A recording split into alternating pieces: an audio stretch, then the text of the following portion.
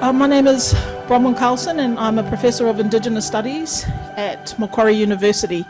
And Macquarie University sits on the lands of the Wallamadigal people of the Darug-speaking nation, and I would just like to acknowledge the Wallamadigal people as well as the Gadigal people here.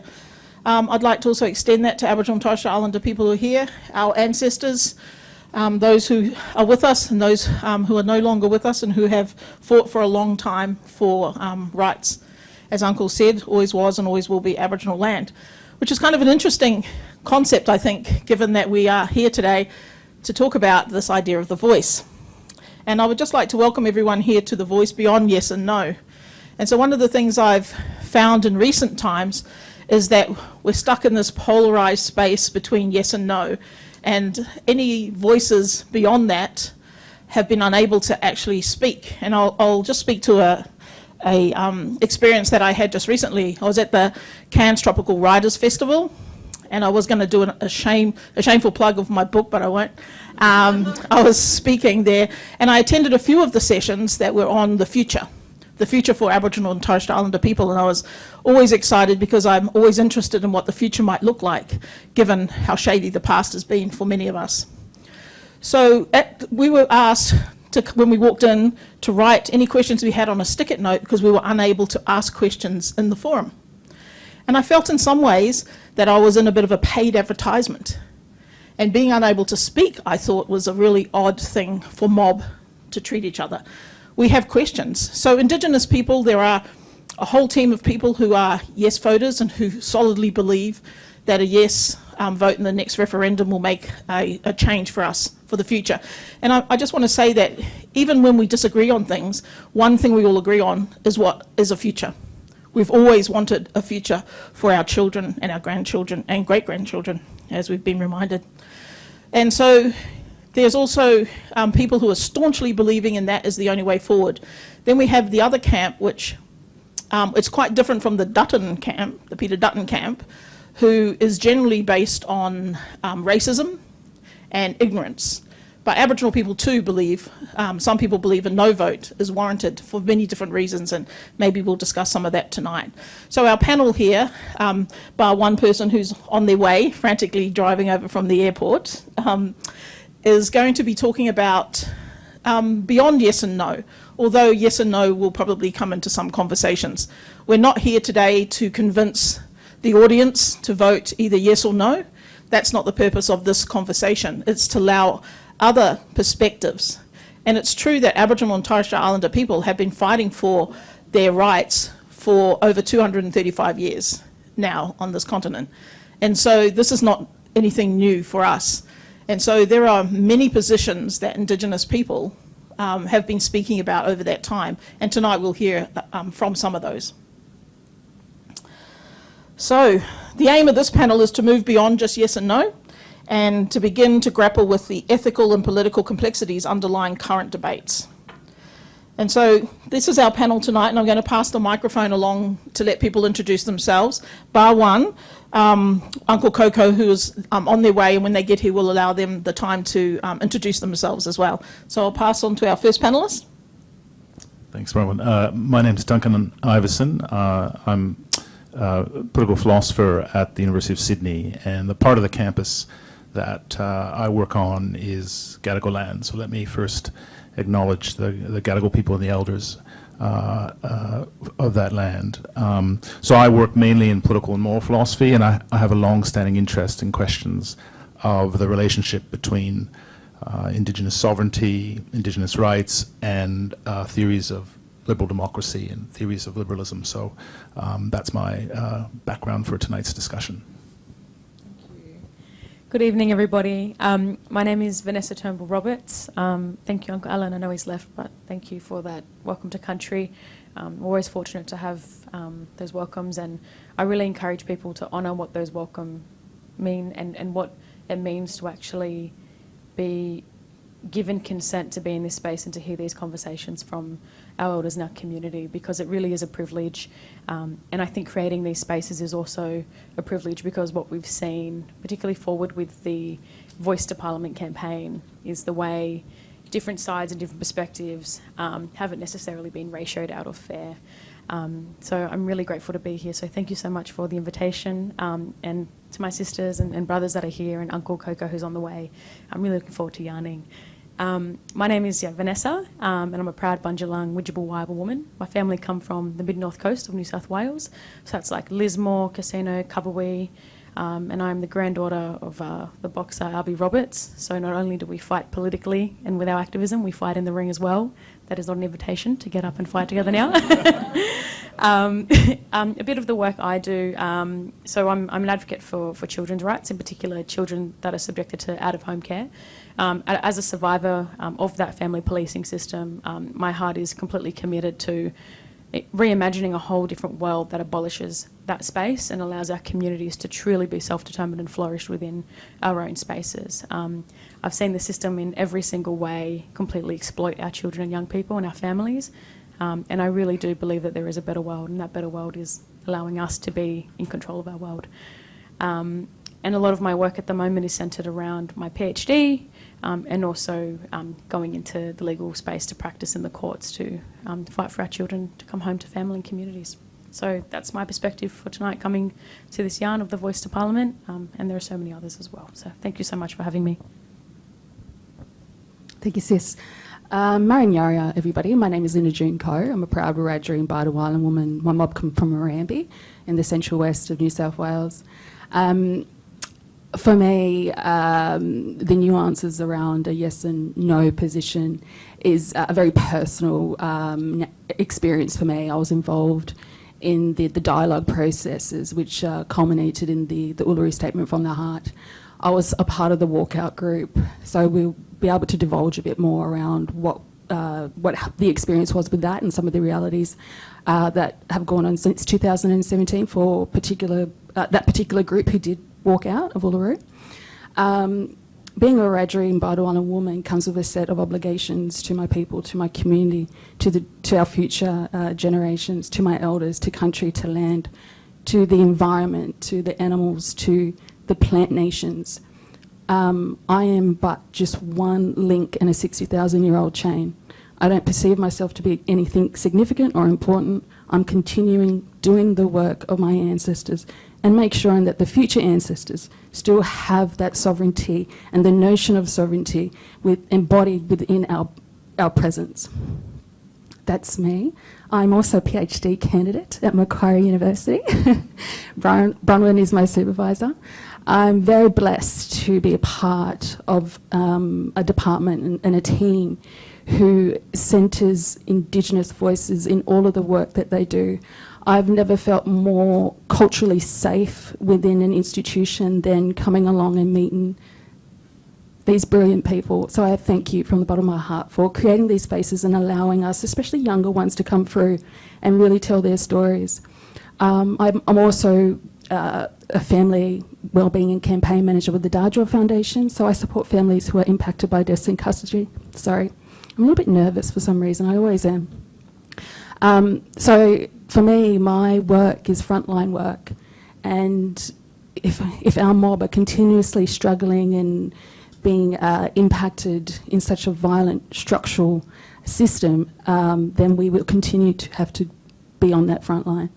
I'll hand it over now. Thank you. Wiyabu, Leanne Holt.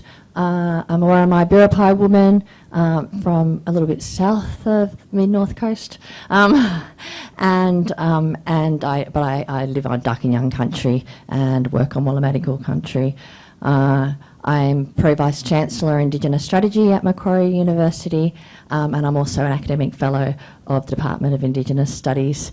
And I'm just going to digress for a second because I'm just going to build on something that Lynda-June just talked about, being a PhD student at Macquarie University. And I was only reflecting a couple of days ago being together on the Gold Coast at a Nirakan event, and Lynda-June was feeling a little bit lost in where she was going with your HDR study. I hope you don't mind me sharing this, but like, you know, and we had a really great yarn, and like, you know, and I had talked about Macquarie, and Bronwyn had recently come to Macquarie and was building a great space, and like, you know, and like straight away was achieving some fantastic outcomes, particularly for early careers and HDR students, and I'm just so proud to just see you now, and what you've achieved, and like, you know, Lynda-June like smashed her MRes and her Masters of Research and just got phenomenal marks, and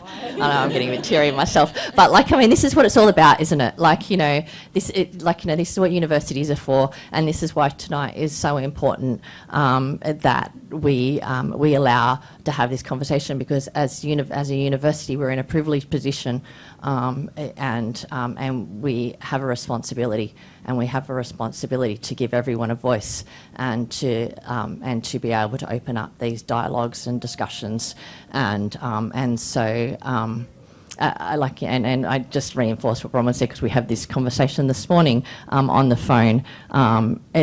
Media have, as they do, have posed us as infighting, and like, you know, and you hear comments like, you know, if the Aboriginal community can't even agree to something, like, you know, how are we supposed to make a decision?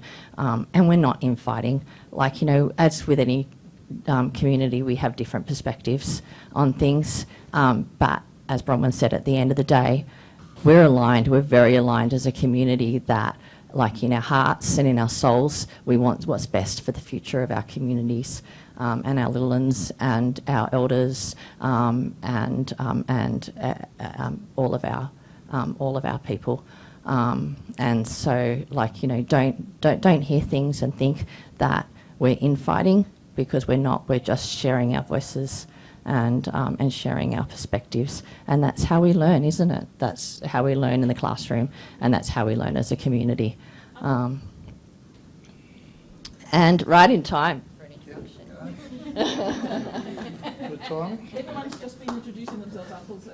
Everyone just introduces. Okay. G'day. I'm sorry, got here. Bit of an adventure, but Wayne Wharton. I'm a Cooma man. I've been in the movement, I guess, all my life, 62 years. I was born into occupation by the colony. I run a demolition company in Brisbane, administer the Brisbane Sovereign Embassy, and member of the Brisbane Blacks, which is our community. We've had a treaty. Our treaty amongst blackfellas in Brisbane goes back to 1845 with the appointment of Dundaley and the declaration of war against the British colony.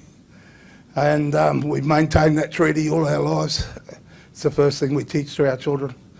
And I guess I'm pleased to come down. This is a good topic, and it's something that's really needs to be talked about. It's something that's lopsided, but I won't go into detail, pinch anyone else's thunder, but I pay my respects to the trios here, the First Nations people, and hopefully we'll have a good night and swap some ideas, and I'll take something away and you'll take something away, but I won't go into detail about my resume, but I've got a quite extensive resume and studied and built some pretty good things that I'm proud of around the country, and they're still surviving, and maybe we'll touch on those in due course.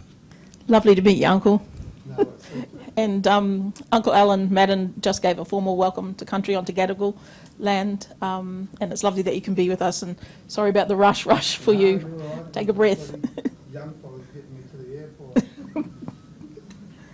I would just like to formally thank the Centre for Global Indigenous Futures, of which I'm the director, and the Centre for Agency Values and Ethics for supporting this evening's event as well. I do think the director of CAVE is here. Yeah. Did you want to say a quick? Thank you. My name's Paul Formosa. I'm the co-director of CAVE with Professor Wendy Rogers. Obviously, we're a research centre, but an important part of CAVE is public outreach. So events like this, really important. And so we're so happy to be able to support this event, and we're really looking forward to the discussion. And I will just leave it there. And thank you very much for coming along, everyone. Thanks, Bronwyn. So I guess important for me to say is that I'm not an expert on the Constitution or constitutional law. I am, however, very well versed in what it means to be an Aboriginal person living in Australia. And so that is my perspective on it. So that's my disclaimer as well. So if anyone's busily tweeting saying she got something wrong about the Constitution, that's my disclaimer. I have a lawyer present, Maria over there, who will speak on my behalf. Okay, so just for a little bit of context about the voice. Now again, we're not here to think about yes or no, or to come away with a firm decision about the future. We're here to think about other ideas. But just so that we understand what's at stake. So in recognition, so this is just a little bit of context, and this will be the amendment to the Constitution. Interesting enough, a lot of young people are not familiar with the idea that we have a Constitution, and I guess we have some work to do in our education facilities. So this will be the amendment. In recognition of Aboriginal and Torres Strait Islander peoples as the first peoples of Australia, and there are 3 points. There shall be a body to be called the Aboriginal and Torres Strait Islander Voice. 2, the Aboriginal and Torres Strait Islander Voice may make representations to the Parliament and the Executive Government of the Commonwealth on matters relating to Aboriginal and Torres Strait Islander peoples. And 3, the Parliament shall, subject to this Constitution, have the power to make laws with respect to matters relating to Aboriginal and Torres Strait Islander voice, including its composition, functions, powers and procedures. And so if a yes vote is successful, it means that the voice will be enshrined into the Constitution and cannot be simply removed or disbanded in the future. However, how many people are actually on that advisory or how it's funded can be changed. Over 8 million of the registered 17 million voters will need to vote yes, and 4 out of the 6 states will need to have a majority yes vote. So in a recent poll, 28% of voters have indicated that they will vote no, 30% are undecided, and 42% indicated that they will vote yes. That's a current sort of breakdown. So many Australians have questions about what the proposed changes mean. And so, as Leanne mentioned, even in our own communities, Aboriginal and Torres Strait Islander communities across this continent and surrounding islands, question as to what is the right thing to do. And I've had a lot of people inbox me on Twitter and Facebook asking, how should I vote? Some Indigenous people see the Constitution as a colonial document and do not want recognition in such a document, nor engage in any negotiating with the Crown other than for a treaty. So, for example, Independent Senator Lydia Thorpe asks, do we want to become an advisory board to the colonial system? Some Indigenous people, like Warren Mundine and the Northern Territory Senator Jacinta Price, say that Indigenous people are already accounted for in the Constitution by virtue of being Australian, and the voice is dividing the country based on race. I think it's already divided based on race. Plenty of media have pounced on this position and are arguing that a yes vote will mean Indigenous people based on our race. And as a sociologist, I'm pretty sure I don't need to go into the idea that race doesn't exist, right? Based on race will receive special rights. So some people want to see truth-telling and treaty as a priority. Some want more practical policies that will improve disadvantages Indigenous people face. Others want a different type of recognition, similar to other places where Indigenous people have reserved places within the Senate, for example. And there are plenty of non-Indigenous people who do not want Indigenous people to have any rights, and especially not in Parliament. No voters believe that the voice gives Indigenous people far too much power across a wide range of issues. Opposition leader Peter Dutton, or the Thumb as he's fondly referred to, has pledged a campaign against the voice to Parliament as the Liberal Party overwhelmingly endorsed a no position. Dutton accused Prime Minister Anthony Albanese of dividing the country. So Leanne, we see a lot of media attention speaking to the idea of dividing the nation, and in particular around the issue of race. The idea that Indigenous people as a race will receive special rights. What do you say to this? No, I think that, again, like, you know, I'm not picking on the media, but I am. I like every time you sort of turn on the television or see any conversations about the voice, the racist vomit that comes out of the mouths of people like Andrew Bolt and Sky News, like, you know, is just distressing. And I was just having a look at some of that before I came here, and they use words like dangerous and racist policy, and that Australians are being bullied, and that politicians are being held hostage. But, like, you know, putting the blame on Aboriginal people for that as a whole. And as I said, this campaign should have created, like, something like this should promote conversation and dialogue as we're having here, but not reinforce racism, and just, like, you know, it's definitely brought out the best in some people.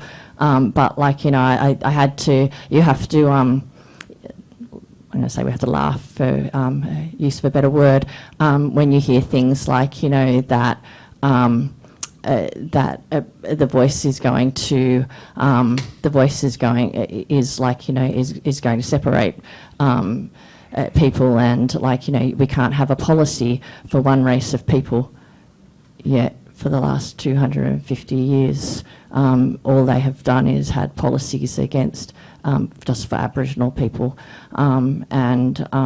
yet that was okay because it was under a white control.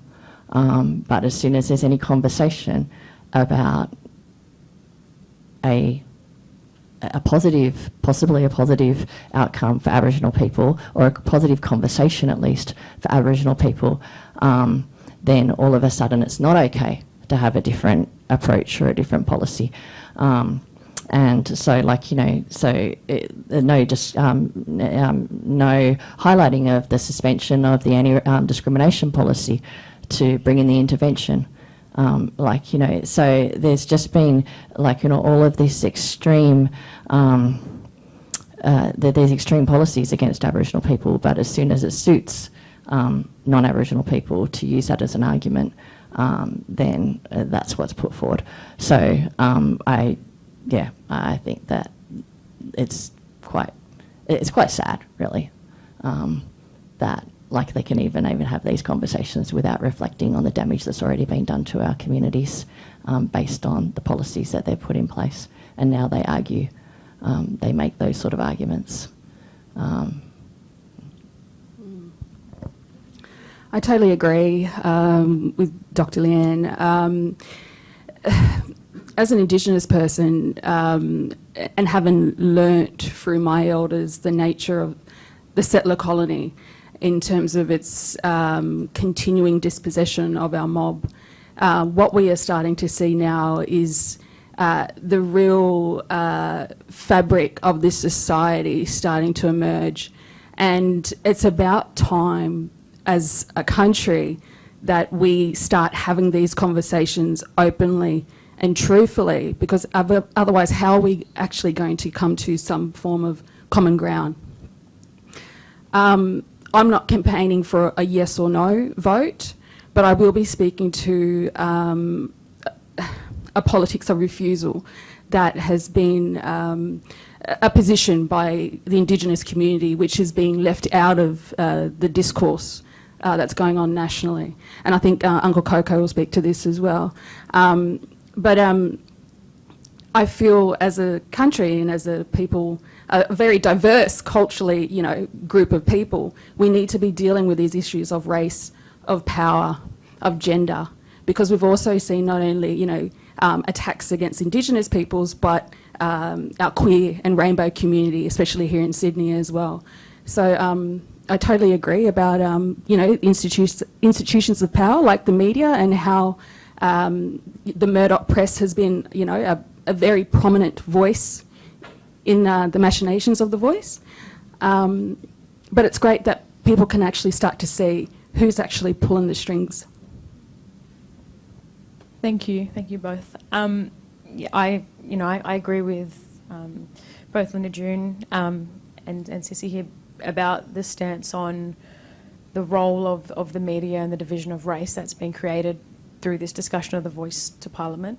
I'll also just share that I'm not campaigning for a yes campaign or a no campaign. I'm simply standing on the side that's completely been silenced through this process, because I come from a community and I come from a place where I have been silenced and my community have been silenced. And so I've seen the way it's so important for the media, and it's so important for every single person here in this room tonight, today, tomorrow, at your dinner table. Tell your friends, tell your peers, tell your communities to actually do a bit of work in reflecting on how can I actually go and speak to the people that are being silenced. And I think when we look at the very start of the process of the Voice to Parliament, it really failed to include diversity of our communities, experiences of our communities, and that's why we're seeing this particular conflict arise even more. Because when we look at process, and I'm probably speaking from a legal side now, when we look at the process and we look at the outcome, we need to go back to that core root and recognise what happened in those moments. And I think we're so fortunate tonight to have Lynda-June here to talk about, if you wish to talk about, walking out at Uluru and what actually happened there, because going back to that core moment actually allows us to understand how we got here where we are right now. And I also think, and again, you know, I feel like we share similar values from the place and communities that we come from as blackfellas, but no one's talking about the hate crime and the violence that's coming from the Voice to Parliament. And so I come from the receiving end of where I hear the phone calls of young people who have committed suicide, where we need to come together and we need to rally for another injustice that's taken place. We've seen the murders and the racism increase now. We're hearing a little bit more about it on television, but imagine if we had that same energy where we're seeing the Voice to Parliament actually speaking about the struggle of our people and what's going on from our end, from the racist violence that's being perpetrated against our people. And I think that's where it becomes really scary, because the discussions are increasing. And so what we're seeing is we're seeing that increase of white supremacy, and we're seeing the way that's almost fueling their fire to say, okay, you think you blackfellas are going to get even an inch of power? Even though we know the Voice actually has no power, but you think you're going to get an inch of power? You're getting the media now, you're getting to be talked about by Liberal and Labor? No, we're going to start attacking you. And that's where my position is like, well, what is this government doing to protect our community on the ground from that violence? Because it is happening. And I just ask people here tonight, and again to tell your peers, just reflect on the intersection of the timing of how these events are increasing. We know deaths in custody have been happening since invasion. We know removal of children has been happening since invasion. But now let's look at the way the racism is happening even more for our people, and think about, well, what's our duty of care to our children and young people on the ground and our First Nation sisters and brothers. I might just give it to Uncle Coco, because I feel like, My position is a luxury. I don't have a position. I'm told by my community, I'm told by my mob what my position is and what their position is. And my job is to advocate that position on there. That's my responsibility. Our law, and it's blackfellas law, our law is a law of responsibility, and it's how we carry out that responsibility, and how we undertake that responsibility every day. When my position is that the struggle's always been about freedom. There's no other, you can name whatever. Well, we've had many campaigns, we've had deaths in custody, we've had pay the rent, we've had uncles come back from the Second World War that weren't paid, we've had many campaigns. But the fight against the invasion has always been about freedom, and has always been about occupation. And the minute you go back to, you know, Gilbert and Cooper and Reid and Patton, and it hasn't changed. It's still about freedom. It's still about our place, and it's about maintaining our freedom and where our freedom sits within the law of the land. We're a people under occupation. We've always said, when I was 15, our population was 130,000 blackfellas in this country. We've got 800,000 now.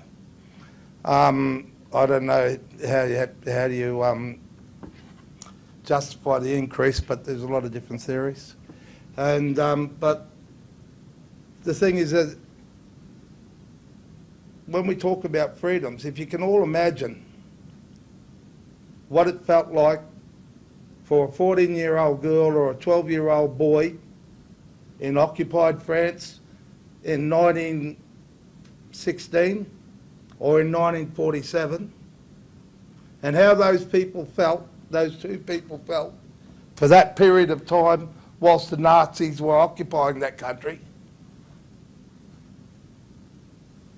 And then you open your eyes and you imagine how those two kids felt when they were liberated by the Allies. Can you imagine those feelings? When I talk about my mother that grew up on a concentration camp and the many of our people that have lived under occupation, freedom. That feeling of being liberated in your own country. That's what's at stake here. That's what has always been at stake here. I've been very fortunate. I started uni in 1980 in Townsville. I had some great mentors. One of the very first lessons I learned off a classmate named Kwiki Mabo was the difference between assimilation and freedom. I grew up and went to a Catholic school as an 18-year-old boy. I thought, and we were drummed in our head that go out, get educated, become a teacher and assimilate and buy a house in the suburbs and you'll be right. How wrong I was. How wrong I was. And what he proved to me was that what price is our freedom? And that's what this is about. This is about when we talk about the question of sovereignty, and Lynda knows she's been a long time child of the embassy and they grew up at the embassy. When we went and put the embassy back up in 1992 and we were fighting the likes of Noel Pearson and all the people that wanted to assimilate and deteriorate the rights that Mabo had won in the High Court, we planted the sign of sovereignty. Now, when that word sovereignty went in the ground there, it took 30 years for the average black fella to have an opinion about it and to use it. In 30 years, we went from talking about land rights to talking about sovereign rights. Freedoms. When we talk about this constitution, it's about constitutional change. It's no different to what Jimmy Clements walked over in 1901 to Canberra to look at. It's no different to what William Cooper wrote to the different embassies about. It's no difference of what Mabo went for. It's no difference of what Vincent Ngari went for. It's no difference of what Francis Kawada or Gladys Younger Porter went for.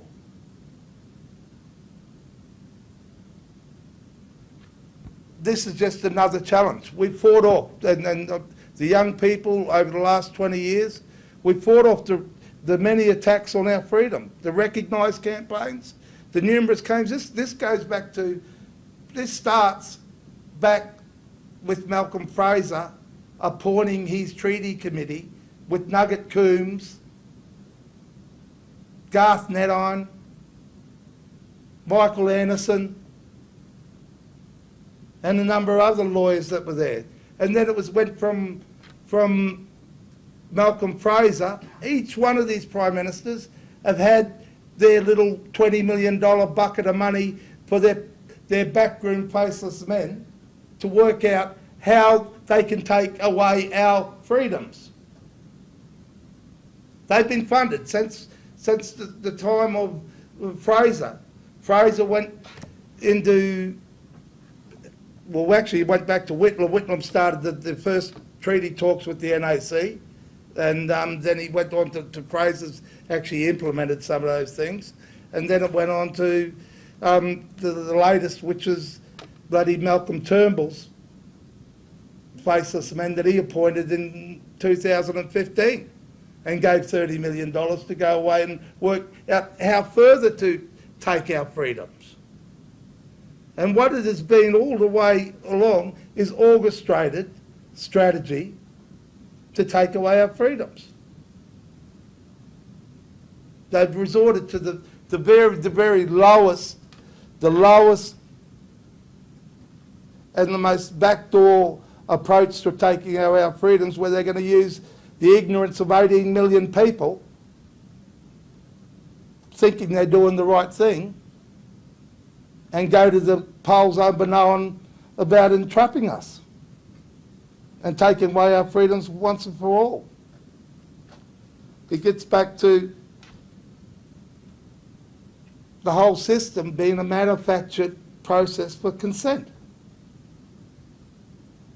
And then, I'm pleased that, this is the first university that's actually taken it on to actually run something. All the rest of the universities you can't get boo out of. The unions have already made up their minds. The churches have already made up their minds. They're already dictating how they want their members to vote. It's manufactured. It's a manufactured process for consent. And it's the most disgusting, underhanded way to use the ignorance of 18 million people to backdoor it. And if I was a white person, I'd be absolutely ashamed. Absolutely ashamed. Not for any other thing but the process. And so my position, I guess we get to speak again, I'm not sure. Like I said, I run a demolition company because that's how I keep my freedom. I don't work for a government, I don't sign contracts, and I say what I want when I want. And I fund our politics through the way that we want. Just on that, 5 of my workers gave up $200 last week to get the mob down to Melbourne. They gave up a day of their pay. So when we talk about this is what it's about.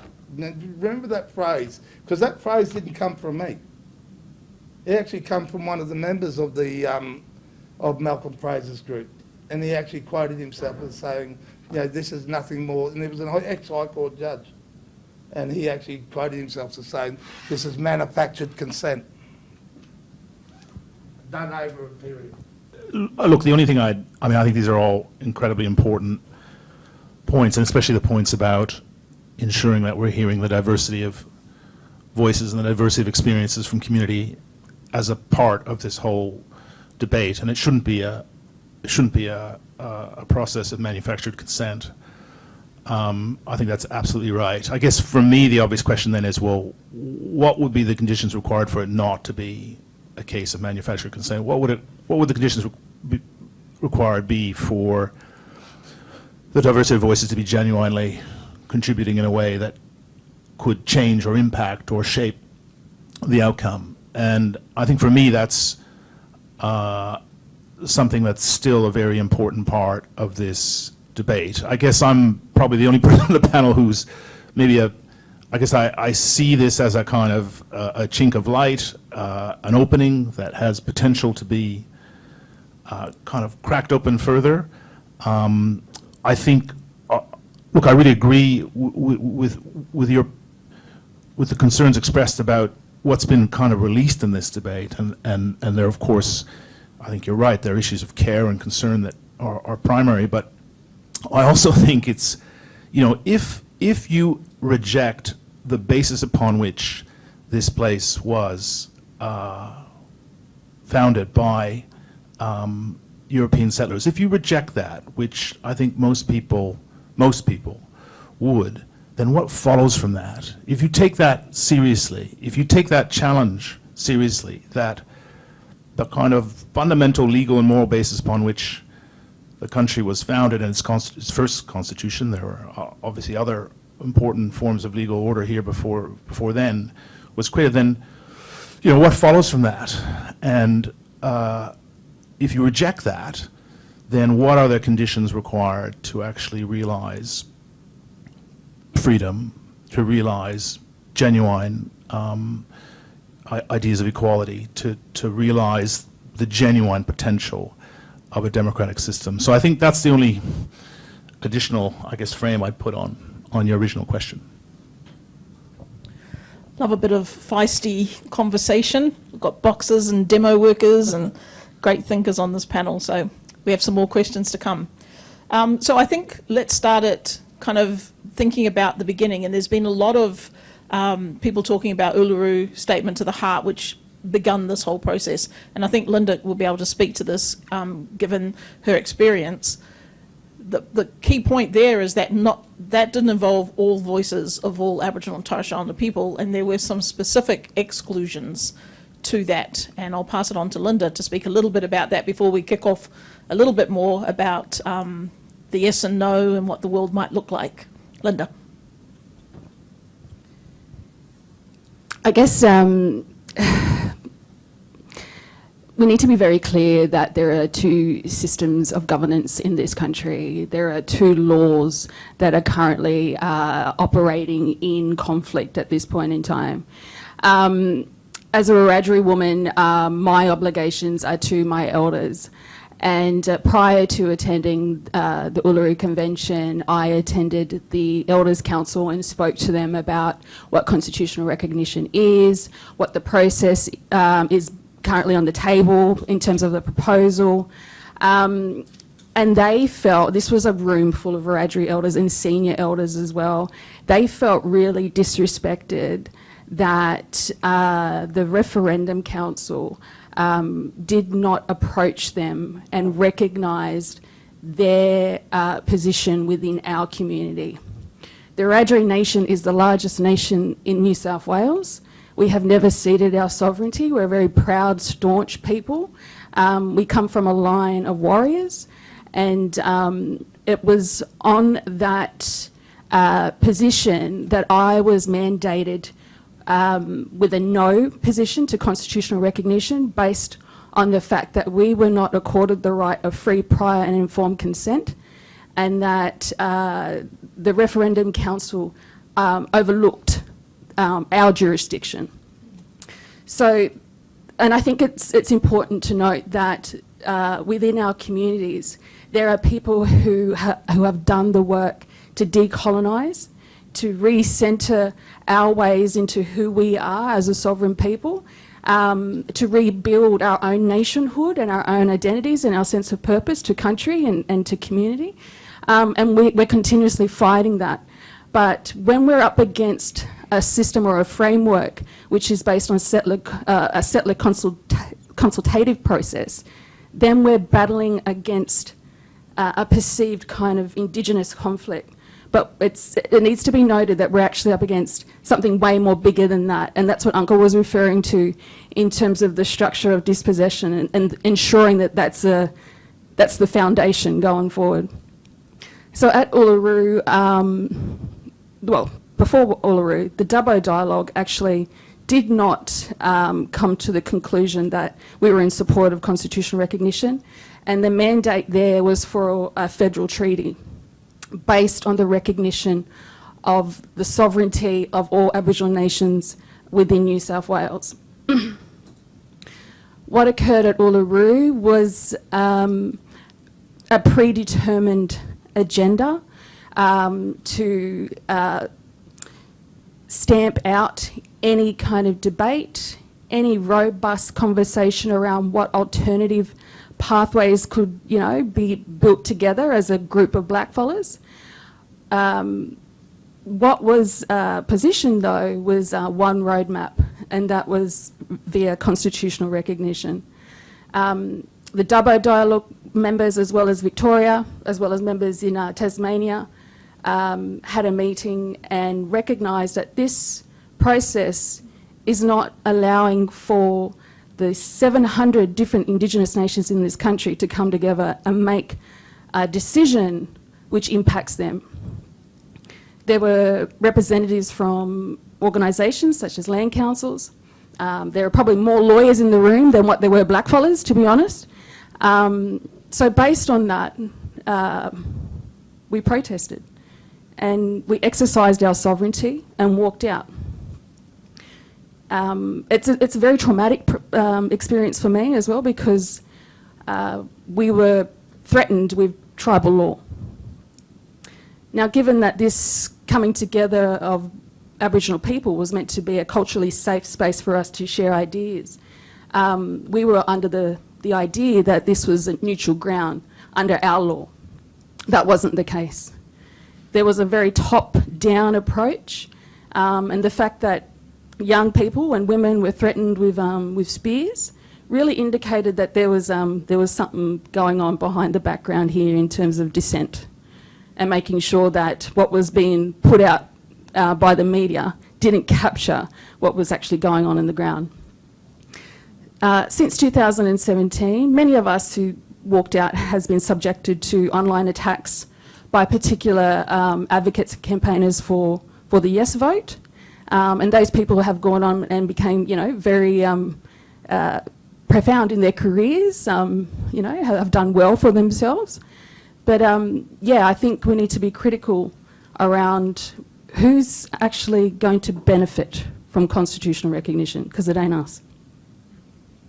Thank you, Sis, and thank you so much for capturing what happened at Uluru. So many people come back to that, but no one has said it explicitly the way you just shared. And I think I can second, there are so many people that have benefited off the back end of the Yes campaign and positioned themselves as particular spokespeople for our people, and quite dishearteningly co-opted grassroots movements to gain their position, and I guess try and establish to the non-Indigenous community that that is their stance and accountability of being with and for the people.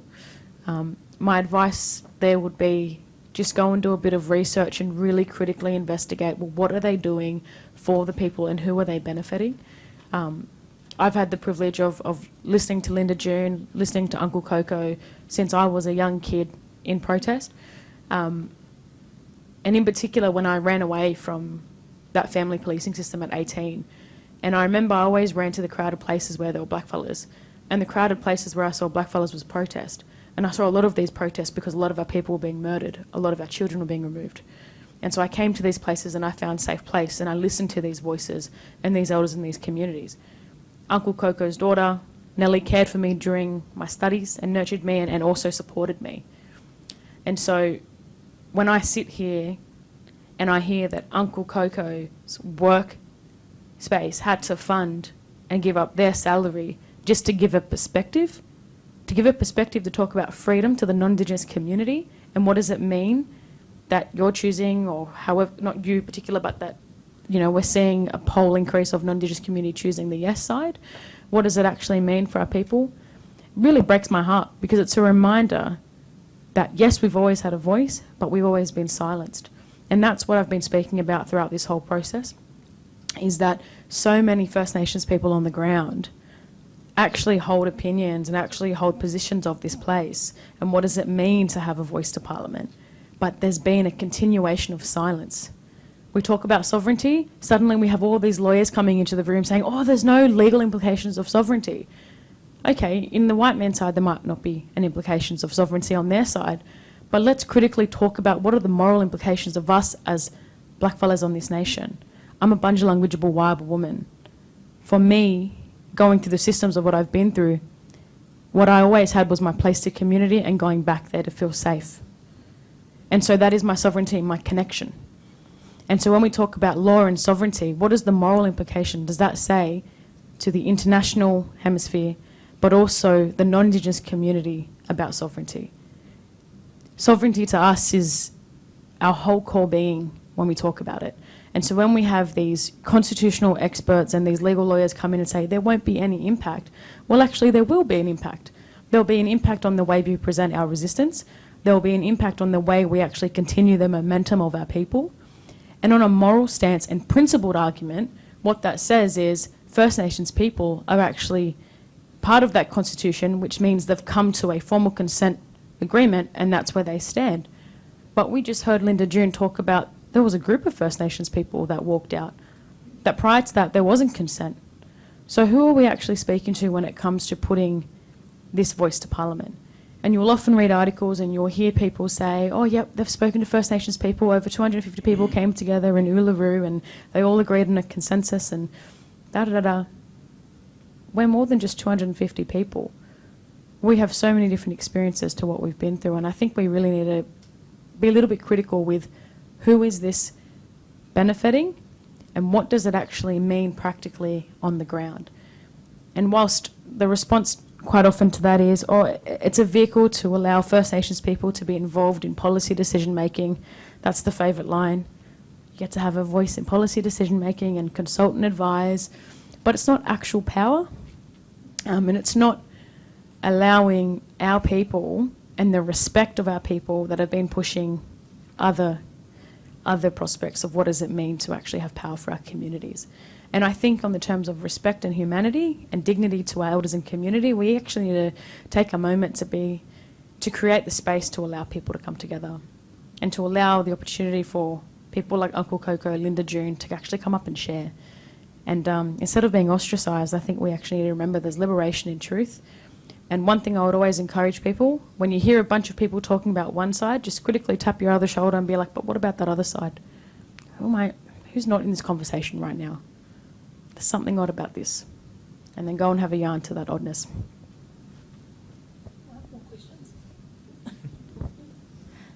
Yeah, that was fantastic. So I have some questions that people have sent in, and then we'll, of course, open up to everyone here. So if you think about your questions now while we think about what other people have asked us. And so this question, it's two sides to it, but you can choose to answer either the no position or the yes position of the question. This was asked by a good friend of mine, Victor Hart, who messaged me last night, and he said, you know, what does it mean if it's a no vote and what's next? Or what does it mean if it's a yes vote and what's next for us? So I'll just pass the mic down in order, and you can choose to respond to, if it's a no, you wake up tomorrow morning and it's a no vote, what then? Or it's a yes vote, what's next for us? And I'll start with you. Yeah, wonderful question. I mean, well, obviously, you wake up the next day and you've got a day to get through. So, look, if it's a yes vote, I mean, I think for me, you know, democracies are recursive processes, right? We start and we end up at a point, but there's then a process of revisiting that point. You know, there's a wonderful phrase by the African-American writer James Baldwin, you know, you begin again. You're always beginning again in democratic systems. So I hope, at least, that if it is a yes vote, then that's the mindset, right? It's not the deal is done, consent has been given, we just revert back to the way things were, but we're beginning again. So for me, that would be the attitude I hope the country embraced if it was a yes vote, in that sort of Baldwin sense, which is you're beginning again, fully aware of the history that brought you to that point. And if you get it right, then democratic systems and all their, you know, creaky, you know, imperfect, often deeply unjust ways allow us to return and return again and try and work it out. So, yeah, we begin again on the morning of a yes vote. Thank you. I think, we imagining it's yes or no? Or no, whichever you choose. Do we celebrate? No. Doesn't mean it's your position. Yeah, of course. Of course. You know, I think if we wake up the next morning and it's a yes and has been successful in the eyes of those pushing the referendum and those that are in the working reference group and pushing that agenda, I believe that it actually almost gives consent for the rest of Australia to go back to its position prior to the referendum coming, to kind of be like, oh, okay, we've done our bit, we've ticked the box, we've made change, we've been part of this moment, this movement of what they're trying to also say that it is. And then what happens to the momentum then after? What happens to the other movements on the ground, like treaty? Or what happens to the other yarns about how do I hold myself account when it comes to particular things going on? And I believe that we will see this used as a potential, what's the word I'm looking for? Just used as a potential, oh, yep, we've done that, that's great, and now we can move on. And I think that's kind of a little bit evident with the way this has been rushed. It's very much been fast-tracked. It happened in the Uluru Statement conversation happened in 2017. Labor got in this year, and they've pushed the agenda quite fast, and they've pushed the referendum quite fast, and it seems like a very get it in, get it done, okay, we've done our bit. If we wake up and it's a no, I believe we need to critically reflect again about the voices that were missed out and are still being missed out, and we need to take a moment to go and sit with community and say, well, what can we do now to liberate? And we can be reminded that, again, the change happens on the ground, and we can move away from these structural systems and go back down to the ground with community. It's a tricky question to answer because I haven't really reflected on what does it mean, yes or no, and how do we wake up, and what does the big picture look like. But I believe either way we have to make sure we're not complacent, and we have to make sure that we remember that there are people on the ground doing incredible work, and there are people on the ground that are fighting every single day to ensure not only it's a privilege to even have your voice heard, so actually recognise that there are community on the ground that are literally working to save lives, that are literally doing their absolute best to make sure that young person doesn't go and take their life, that child isn't removed, that officer doesn't kill that young black body down the road. And that's the reality of growing up in our communities, and I think we need to just not be complacent to the actual issues on the ground, because it's very much up here, there's this attention here, but I can tell you the reality is right down here with our people. And that's why that energy and that strength, that energy of the No campaign, because a lot of those mob that are actually pushing for the No campaign don't have the privilege of the Yes campaign. It's a privilege to go around, travel, go state to state, benefit financially, be paid here and there, because people on the No side are actually on the ground doing the work. And just do that little critical viewing of what I suggested before, and you'll actually see that. So you're talking about Aboriginal people who are saying no, not like the No campaign run by the Liberals? Yeah. Yeah. Sorry. Yeah. Absolutely. Sorry. I think, and I also think there's like there's almost three campaigns, right? There's like the Yes campaign, the No campaign, and then a racist campaign.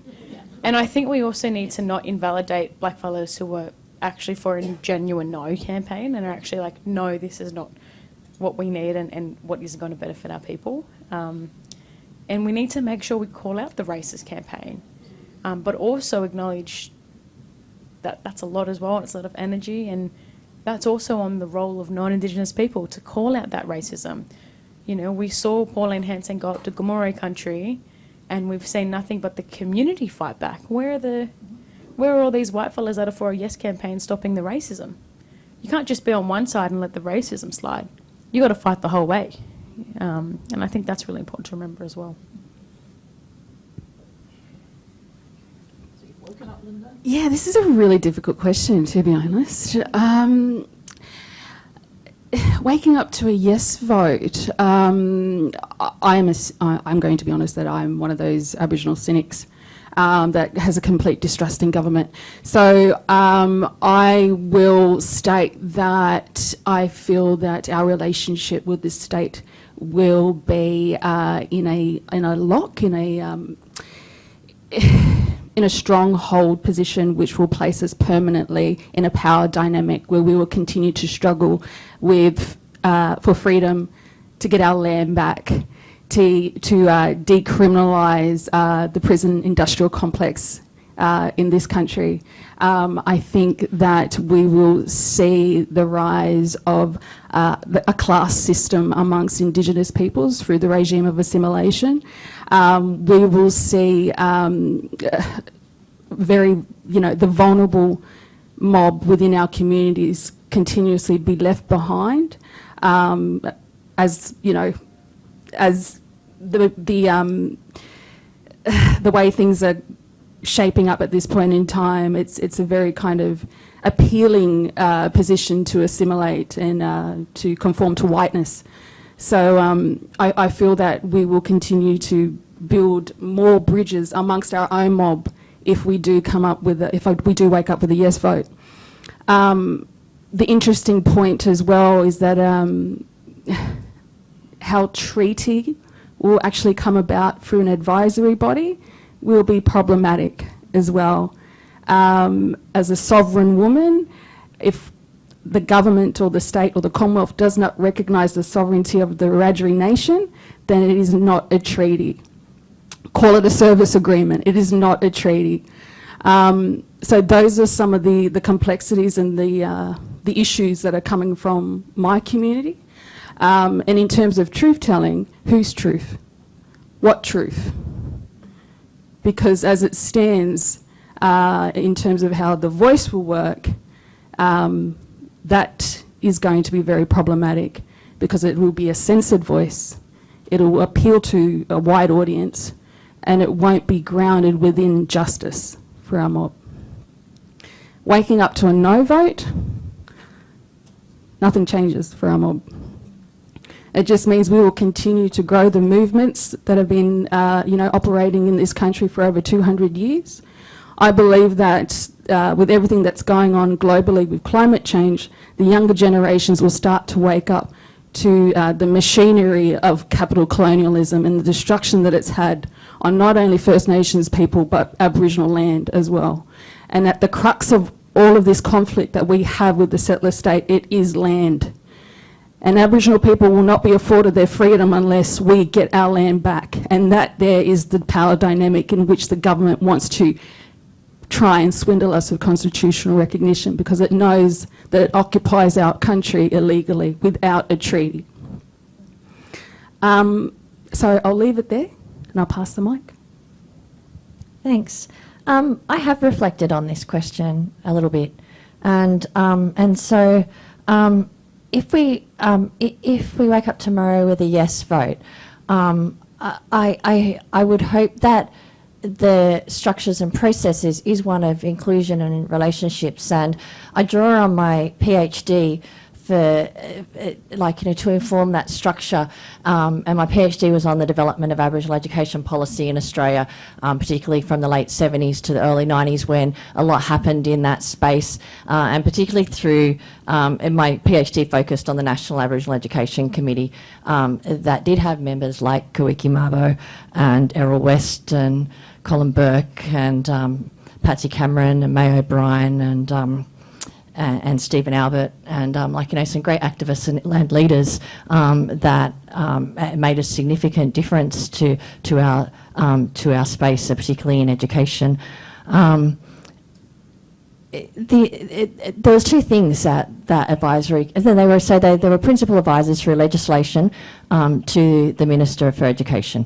So we're not. We're talking about it to a minister, and obviously the voice is talking about to Parliament more broadly.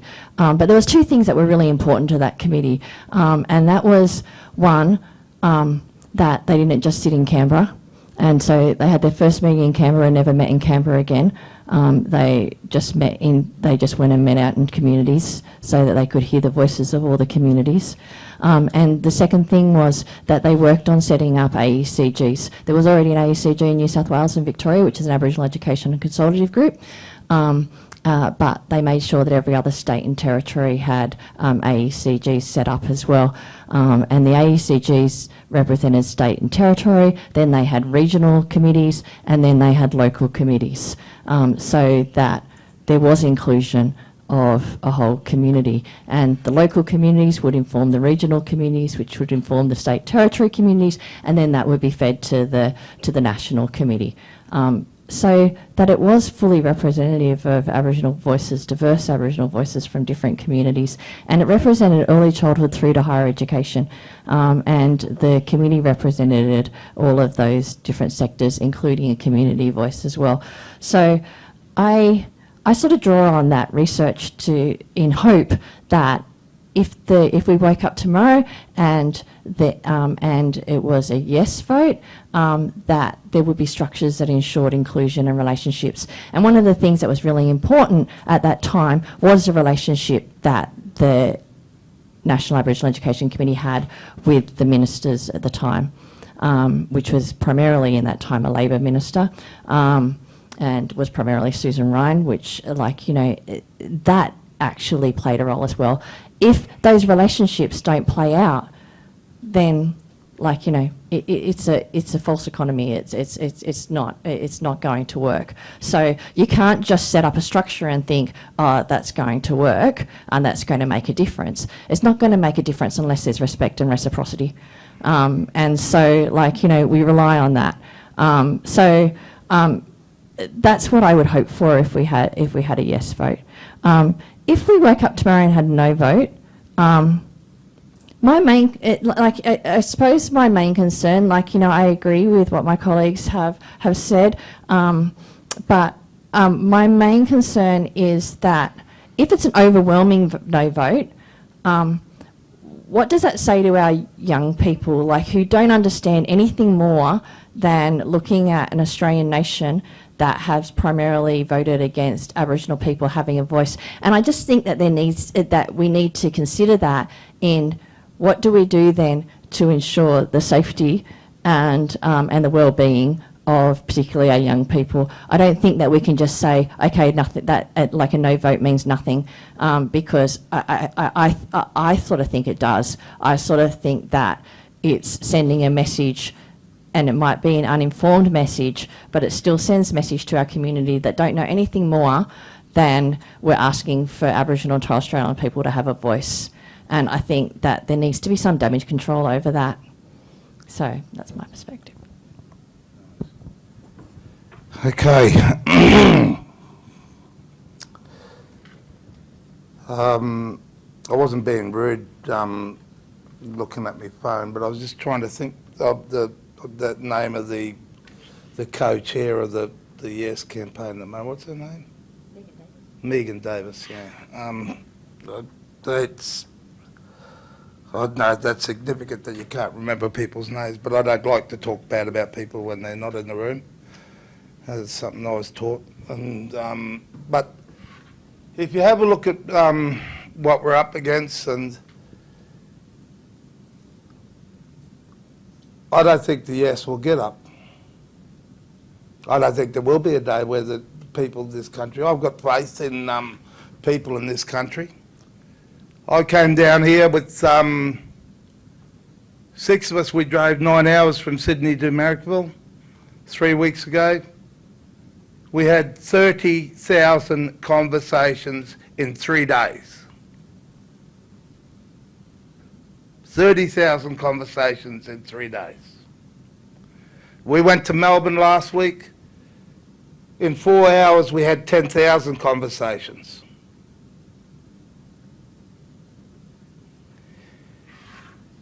You look at the 26th of January, Melbourne, anything up to 80,000 people walk out in the street. Sydney, what do you go, 10, 13,000? More? Brisbane? If you look at the awakening, and this is what it always gets about, is that the dinosaurs are dying. You know, it's no longer a haven for people that want to kiddie fiddle or hide in the Catholic Church or any of the mega charities that create havens for these people. We've seen the Pope rescind the doctrine of tenor discovery in the last 3 months. We sat down outside St John's Cathedral in Melbourne opposite Flinders Street Station in the rain for 2 hours. And the amount of people that came in and out of that cathedral on a Sunday, explaining them to them and reminding them that their responsibility was to rescind the doctrine of discovery, give back what they stole. I'm a bit of an optimist. I believe in, you know, one of the first books I ever read was Xavier Herbert and Nancy Caddo. And I I couldn't read until I repeated grade 9 the second time. I just wanted to get a gun and shoot everybody. That's the way I felt. Much the way that kids feel in Alice Springs or Townsville. These young people, when I was a young man, all I felt was that these people had stolen my inheritance, put my uncles in the concentration camps, put my brothers in jails, and I just wanted to grab the nearest gun and just shoot them. So, people, and we talk about systems. We talk about systems, and this is where it gets back to Black Lives Matter, is that people have got, Caesar was a bit slow to read the writing on the wall. But when you see democracy being played out in the awful way that it does in Washington at the moment, you've got to have despair. If that's democracy, I don't want it. If what I see on CNN each morning and Trump and that going on in the counties of America, I don't want your democracy. There's nothing honourable in any of that. And we've seen systems come and go through the ages, and people have got to be really smart. And I give the credit for all the development and how our people have picked it up to our younger people. This generation now, my daughter's generation, my nieces here. They're the ones that have picked it all up and put it back then, and the non-Aboriginal people, the allies, like the young girls down front. I've got two young Asian girls that are geniuses in IT, and they said, "Uncle, don't worry about YouTube. We'll have you a TV channel next week." That's what they're telling me. That I was trying to muck around the phone so they could do an audio to scan this one back, so they were sitting up in Brisbane trying to do it. So, the mechanics and what's happening out there in the real world, and these other fellas, they can't do anything unless they get TA and sitting fees. They can't do anything unless their travel allowance and the bloody sitting fees and the hotel rooms are paid for. We sleep on the floor at Uncle Johnny, Robbie Thorpe's place, and share a swag and a meal. And that's the difference. When you're talking about this, if there's ever, we talk about Eureka, that was 5 minutes on paying taxes on a bloody mining field. Well, when you talk about this one, this is the conscience. This is the moral question that really, going to Gallipoli wasn't the birth of the nation. This debate, this challenge that's going on now will decide whether the birth of this nation, whether it's going to be birthed and founded and maintained on lies and greed and privilege, or it's going to look at how people can take charge and play out their responsibilities. It's not governments that make laws and create change, it's people.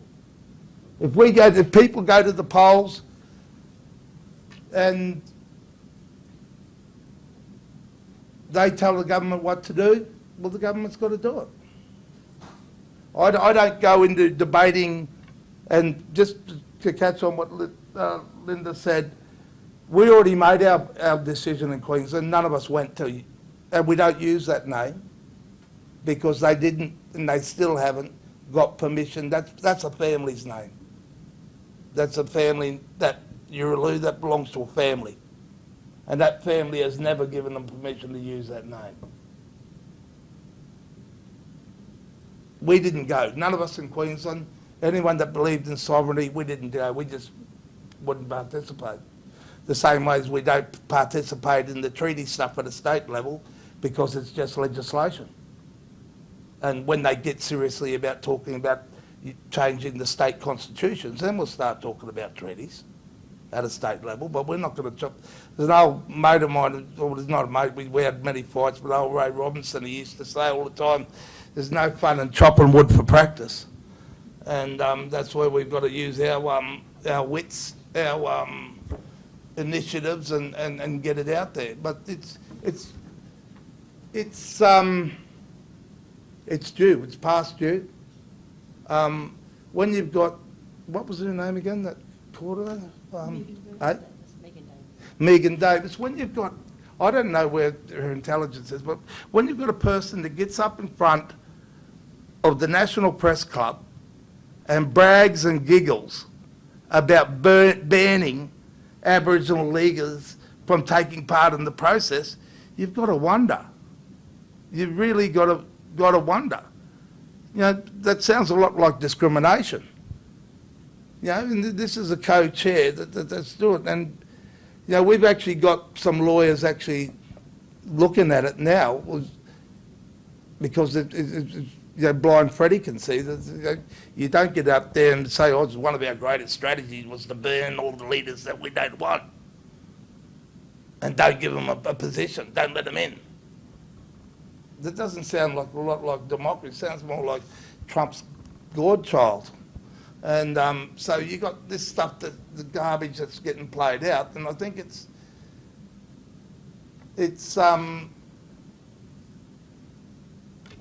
time frame. We've got November.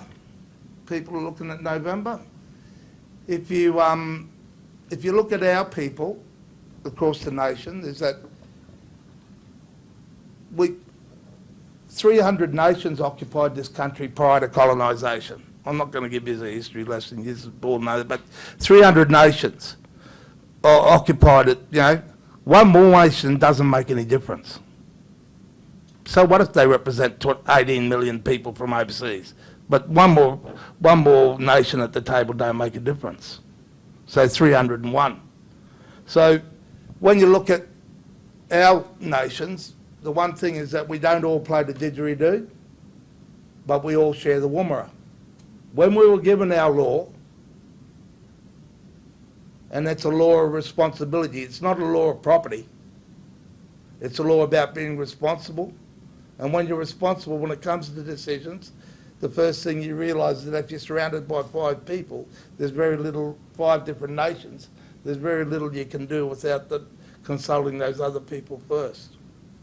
Now our law, as I get, there are, and there will always be, and I don't like to use names, but there will always be opportunists in colonial environments that will seize economic and privilege, and they come from different nations. We've had them all around the world, you know. But here we have troopers, and there's a difference between troopers and trackers.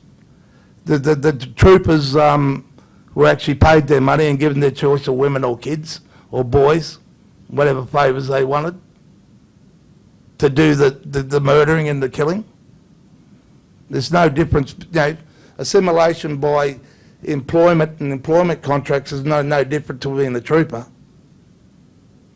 So this, I think, I'm quite contrary to the thing. I think that I'm an optimist. I believe there's enough people in this country that my task is that to convince at least 10 million people to make an objective decision and support a treaty. When I started, we started, and when I say we've got embassies right around the country, and we've got land councils that we've had a working group for ages. So when we make decisions, when I say we, it's in consultation with all those other groups, and that we try to float our positions. Right now, well, if you go back and do just a little bit of history, is that the first department to ever employ, besides the police and the army, blackfellas, was Foreign Affairs. Foreign Affairs was the first group that opened up the public service strategy. What do you think that was for? So that whatever story was going to go around the world about how they treat their blackfellas there, they were going to control it. So getting back to the question, is that it's always been about constitutional change. It's always been about freedoms. It's always been about the charters right now, whilst we're sitting here, there's a team of blackfellas paid for by the Commonwealth that are going to New York to address the standing committee and say how good the voice is. Kathy Eatock's the main one that's leading that one, her and Les Melzer, and they're on a plane now. So you've got all this stuff that's going on. You've got the co-chair saying, ha ha, we didn't want them blackfellas, we banned them. We were that clever, we just banned them. And then you got these other fellas running off to the UN telling the rest of the world how good the white fellas. So you've got all this stuff that's going on. And it's just poorly orchestrated. And, you know, people have really got to, you know, non-Aboriginal people, that 16 million people that vote, have really got to question their intelligence about their understanding of the situation. And it's well overdue that people start making a choice about which blackfella's telling the truth and which one's bullshitting. Noel Pearson in '92 and Lois O'Donoghue and the Magnificent Seven were the fellas that dismantled everything that the Mabo decision delivered, the High Court decision, with the help of Frank Brennan. And then you've got the likes of, at the system at the moment, you've got the best Catholic silks fighting the best Jewish silks, fighting the best Irish Anglican silks, fighting Presbyterian silks. You've got that many different disputes that are going on in there. But what there is, and then you've got the media operations that go on in this country, whereas if you're not Marcia Langton or Noel Pearson or Megan Davis, you don't get a voice. But like I said, I spent the second part of my 20 years building up black media in this country, so that we've got 130 radio stations around the country. If anything, our people are more informed of this than the general public. But yeah, no way in the world. I don't think it's. We've already got legal action going against Megan Davis. We've already got lawyers, international lawyers, looking at how 16 million people can decide the fate of 800,000 people. And excluding prisoners who were sentenced Yeah. to more than 3 years. Yeah. But you've got 16 million of one race deciding the fate of another race. Sounds like Alabama and Virginia in the bloody 1800s. But that's why I don't support the... And what I do, I've never been an Australian, and I never will be an Australian. But one day I'd like to see this continent become a republic where everyone has their place in it, and that the war stops. If you look at Governor Macquarie's declaration in 1816, that was the declaration of war. It's never been rescinded. Go and have a look at it. Shoot every black fella and hang him from every tree. That was his direction as the governor of New Holland and New South Wales. It's never been rescinded. So there's a lot of clever people that want to tell, like Lynda said, the truth-telling. And the treaty doesn't have to be a treaty. Like I said, this stuff's been worked on since Fraser back in '85.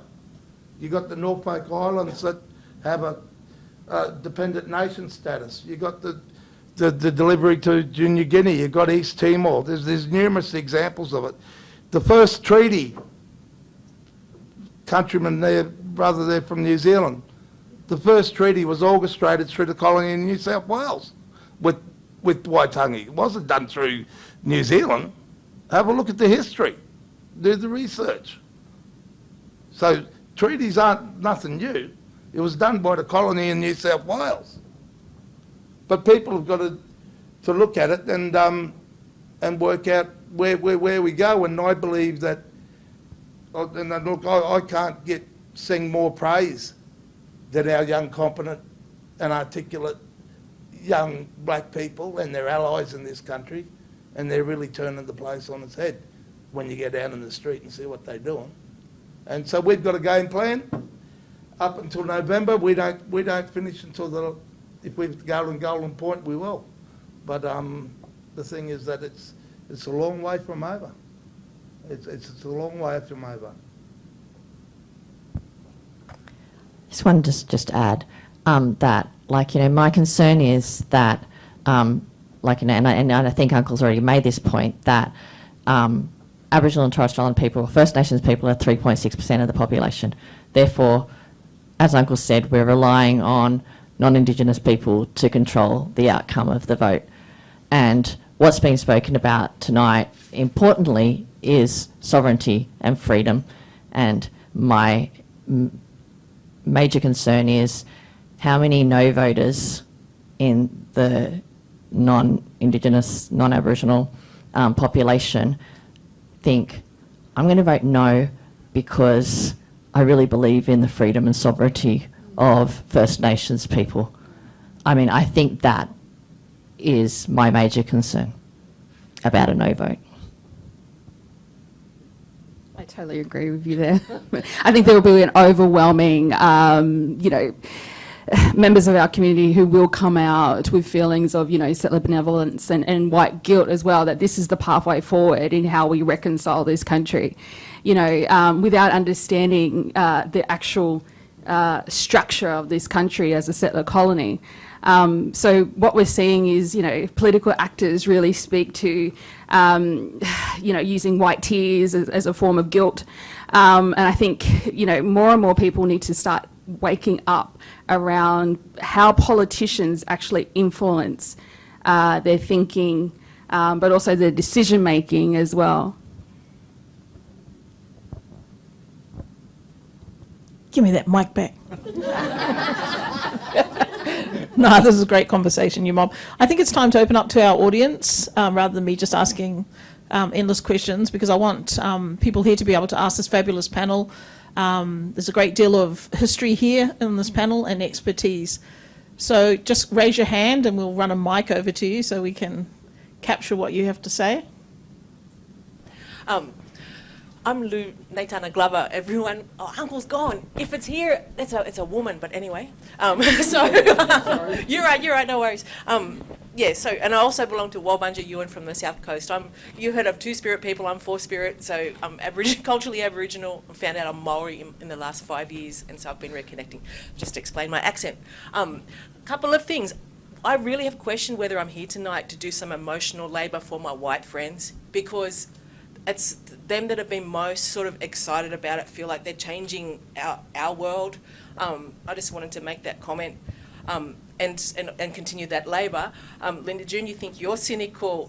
I wish I had the optimism of Uncle over there. I feel like they want a yes vote so bad that, can we get an army of scrutineers? I don't trust them not to make a yes vote happen. I'm serious with that yarn. Well, look, you just got to see how blatant they are. Yeah, so...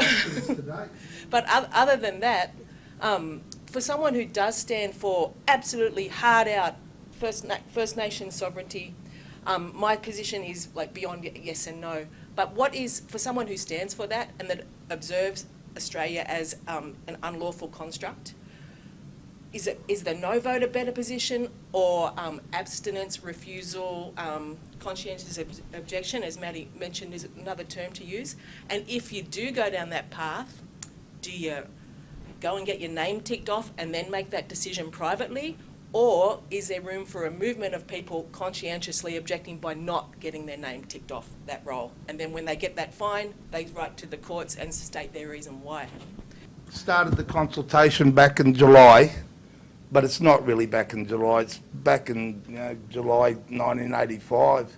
Back Brisbane 1982 under martial law, that's the things. This conversation's been going out from our side. This has been our direction that we've taken from our people. But in relation to this particular issue, we tried to say to Albanese, look, let's include an extra question on the referendum.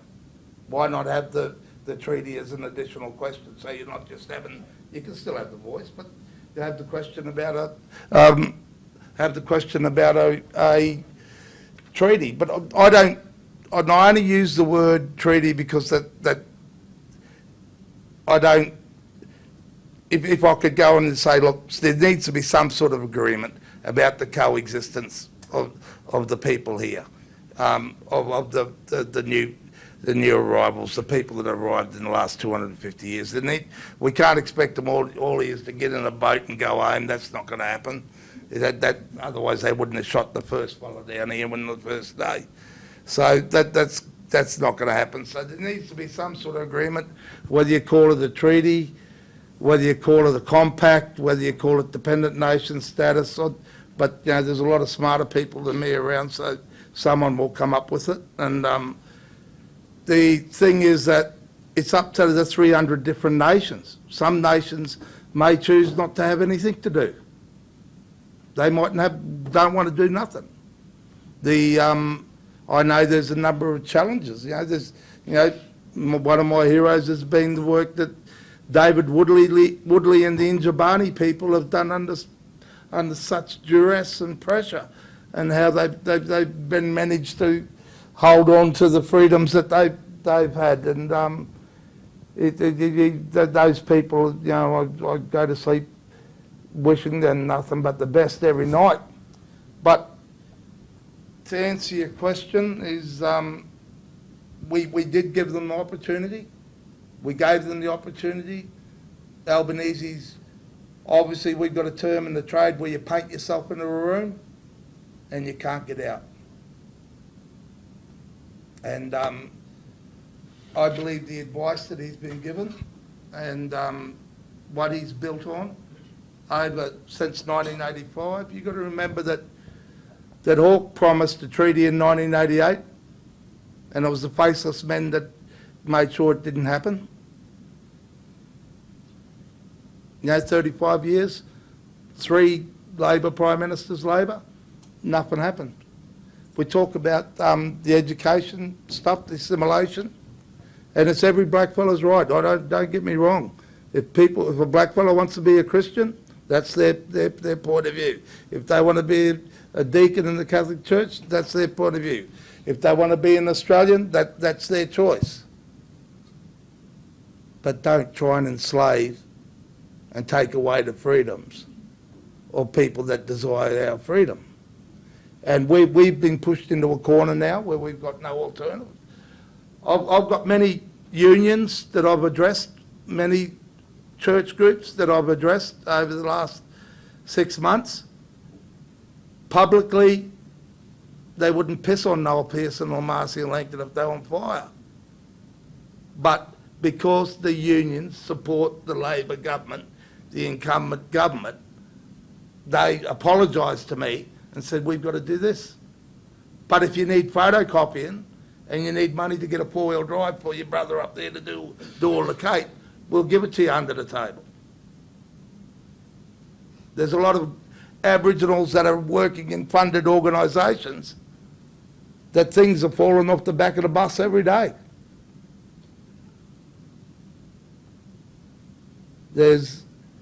So we've actually been painted into a corner now. Labor Day's coming up on May 1st. In Queensland, we get 200,000 people that walk down the street on Labor Day. How they get greeted this year will be quite different. I talk to a lot of the different religious groups, Muslims, Jewish groups, sit on a couple of religious committees. And the conversations we're having is about them achieving their freedoms here at our expense.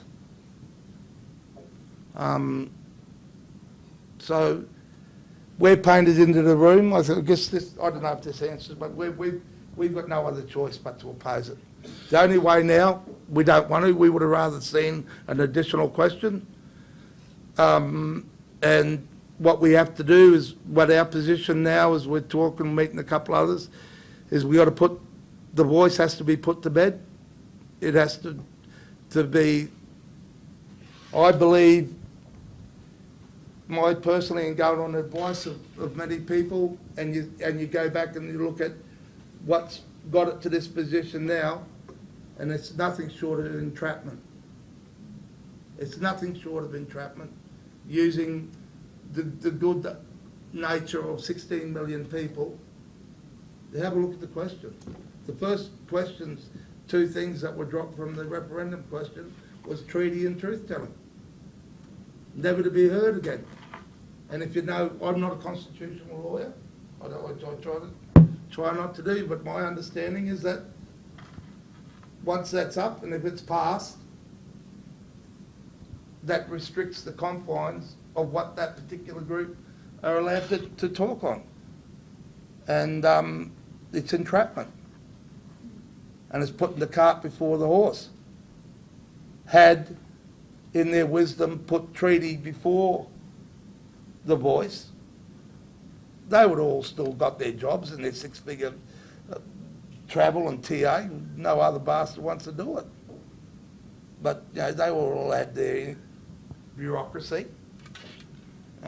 We've seen ATSIC come and go. We've seen NAC come and go.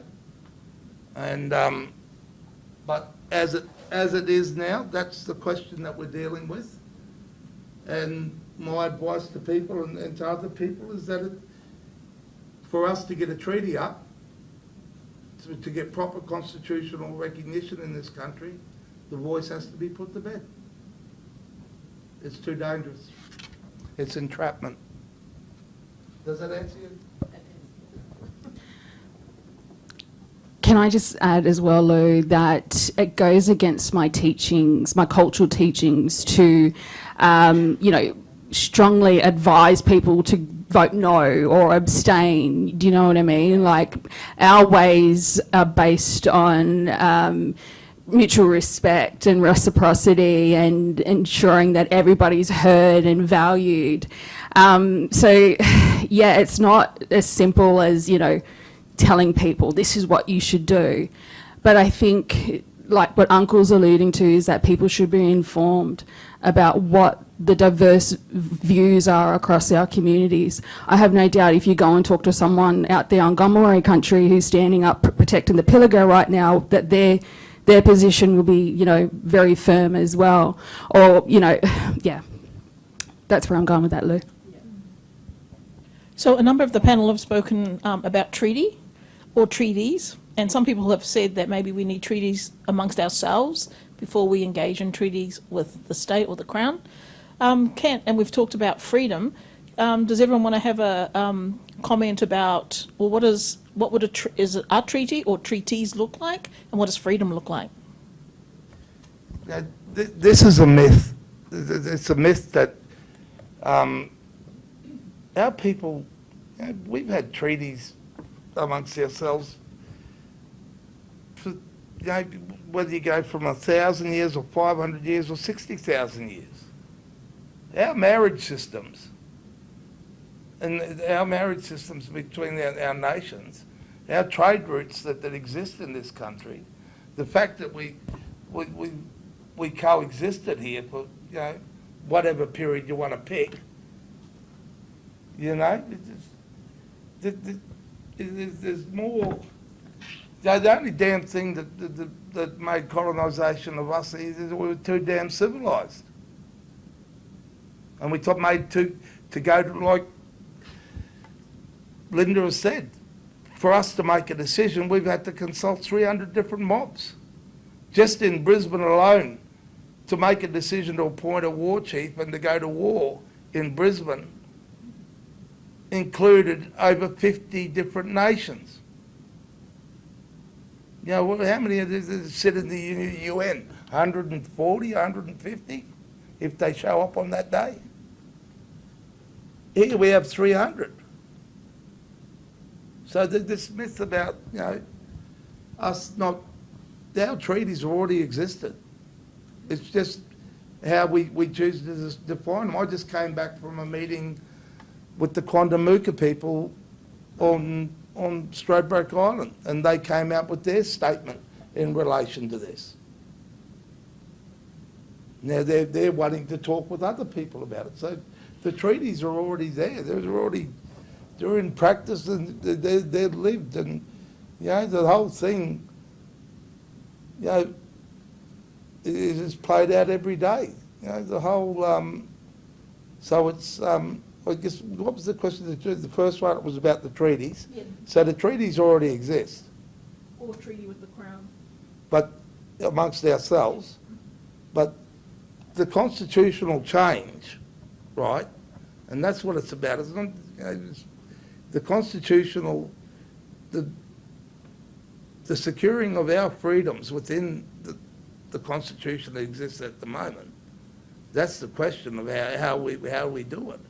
And like I said, we've had prime ministers try to do this, and you know, in the 80s, a lot of work was done through James Cook University and Errol West, and there was a lot of international, you know, there was delegations that went to Libya.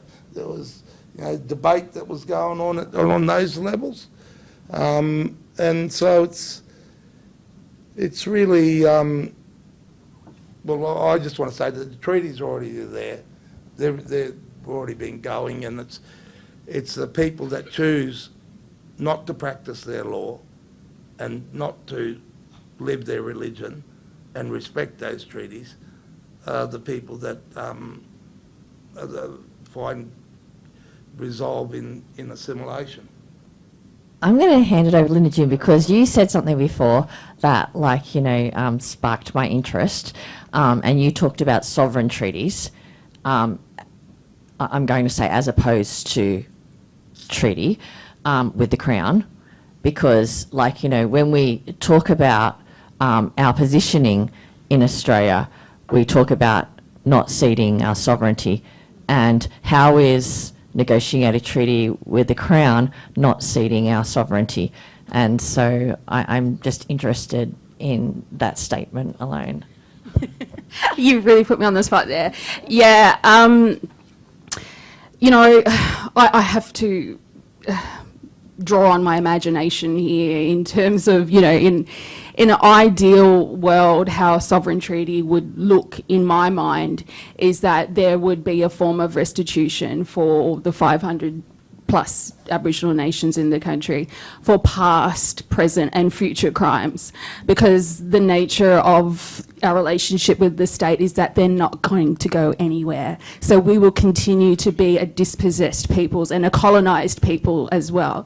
So we need to see some form of land repatriation, and what that looks like in particular in urban settings as well, because, you know, this is all Aboriginal land. So for me, the centre of that conversation or negotiation has to be about land and how we're actually going to share it, because as it's still being played out, the denial of Aboriginal sovereignty is the denial of Aboriginal land rights and our right to self-determine, you know, across our countries as well.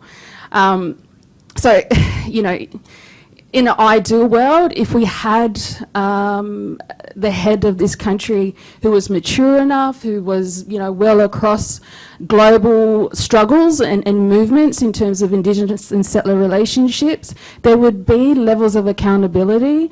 There would be open and robust truth-telling as well about the nature of white supremacy and how it's prevalent across this landscape. There would be forms of political representation that, you know, is exampled in other jurisdictions, such as in New Zealand, where we could have dedicated seats in the Senate, 6 in each. You know, there's Aboriginal thinkers in this country who have been talking about alternative pathways for a very long time. Michael Mansell comes to mind in terms of his articulation of the sixth state. It's ensuring that Aboriginal autonomy and our way of life, our systems, our governance, the way that we view the world is going to be intact for another 50,000 years to come. And I, just literally going off what Lynda-June just shared, we need to be prepared as a nation to think about how do we not make the state stronger, but actually liberate our communities and traditional custodians of these lands and waters. And we really need to think about an action, really. How are we going to give land back? Because at the end of the day, this nation was colonised on the basis of property stealing, displacement, gazing, child removal. And still today, it comes down to land. And so when we think about reimagining a better world and reimagining that practice for our people, we need our people to have access to land and have our freedoms represented. And I think what Lynda-June was sharing, and I think that's a whole other yarn and probably another night to talk about, which would be amazing to be given those spaces, would be one, be given those spaces to have those conversations. But two, recognising that there are so many examples across the world internationally. So we have Aotearoa, we have Canada, we have Japan, all of these nations across the world. Sorry? That's different to what Lynda-June was explaining, because a lot of what they did was negotiated. Sorry, I'm just I just think that when you look at those other examples, they did negotiate their sovereignty. They did negotiate, here, you can have the land or you can have access to the land in negotiation for this. It was a negotiation. So, I think that at the moment, we are the only nation that can actually say that we haven't deliberately ceded our sovereignty. Yeah. Yeah. Sorry, I was just... And can I just add as well, is that Indigenous sovereignty is distinct to Western notions of sovereignty as well. So unless we actually marry the two, can we actually have just conversations around reconciliation and rebuilding this nation? Just really briefly, you asked a question about freedom, and that's a big topic, but I think there's two really important elements of the idea of freedom at the heart, I think, of a lot of conceptions of democracy that are relevant to this debate. And I'm going to say immediately, of course, there are different ways of interpreting democracy, and different First Nations will have different conceptions, and I fully respect that. But I think what's really, for me, one of the really big questions is how, so these two elements of freedom at the heart of democracy, for me at least, are first, the freedom that comes from being able to live your life according to your own conception of the good, your own way of wanting to be in the world, and that there's a sense of freedom in which you're protected and able to do that. That might come through rights, that might come through different means, but there's another element of freedom that is just as important, and that is the freedom to shape the world in which you're living, to be empowered to shape the institutions which act on you, right? So these two elements of freedom are at the heart, I think, of a lot of debates about the nature of democracy. I think they're at the heart of the debate about whether the voice can deliver that in the way that many people would like, or many people think it can't. I think for me, the big challenge is, can you realize that that conception of freedom, that rich conception, and at the same time deal with the truth, right? The truth of the history of this place and the history of how it was founded, how it has been governed. And I think that really, for me, is at the heart of this debate about the extent to which treaty, voice, or some iteration between them can deliver on that promise. A treaty only comes when you decide to end the war.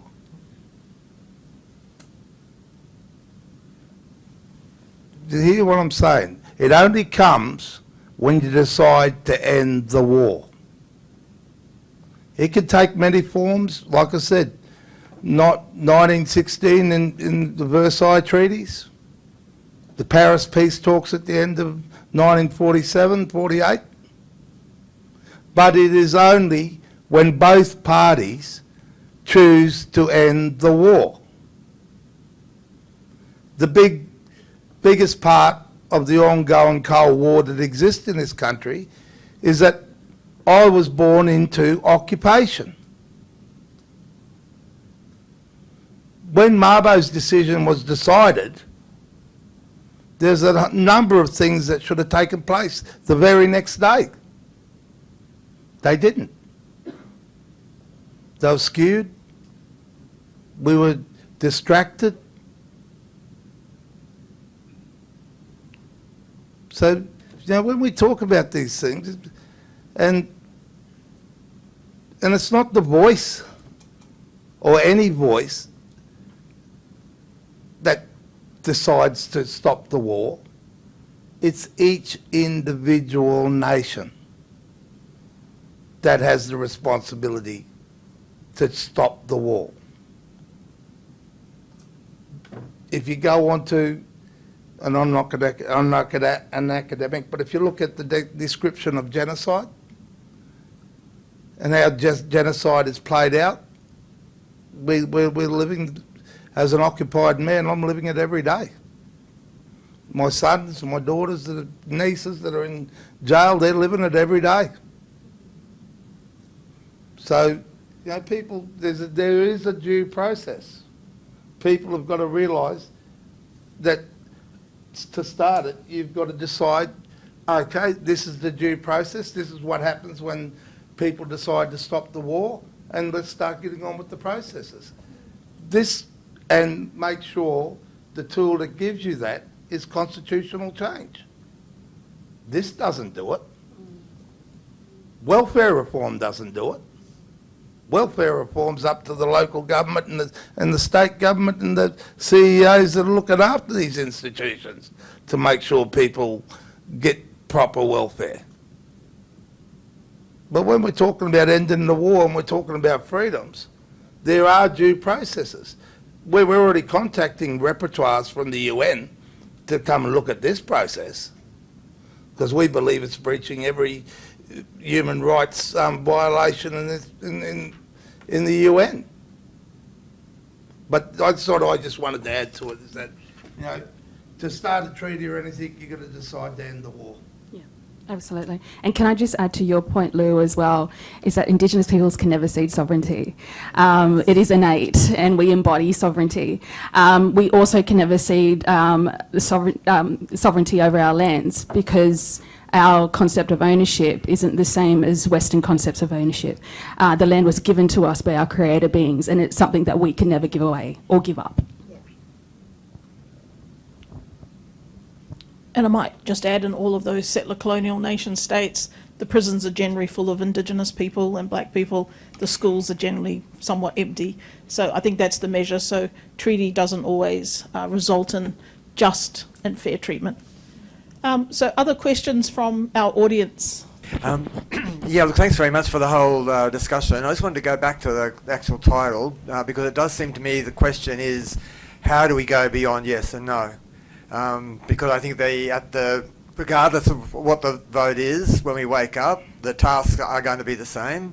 And I think we've got an opportunity between now and October, November, whenever that is, to talk about the limits of the voice. I think everyone seems to me here has agreed that whatever is actually constituted as the voice is going to be limited.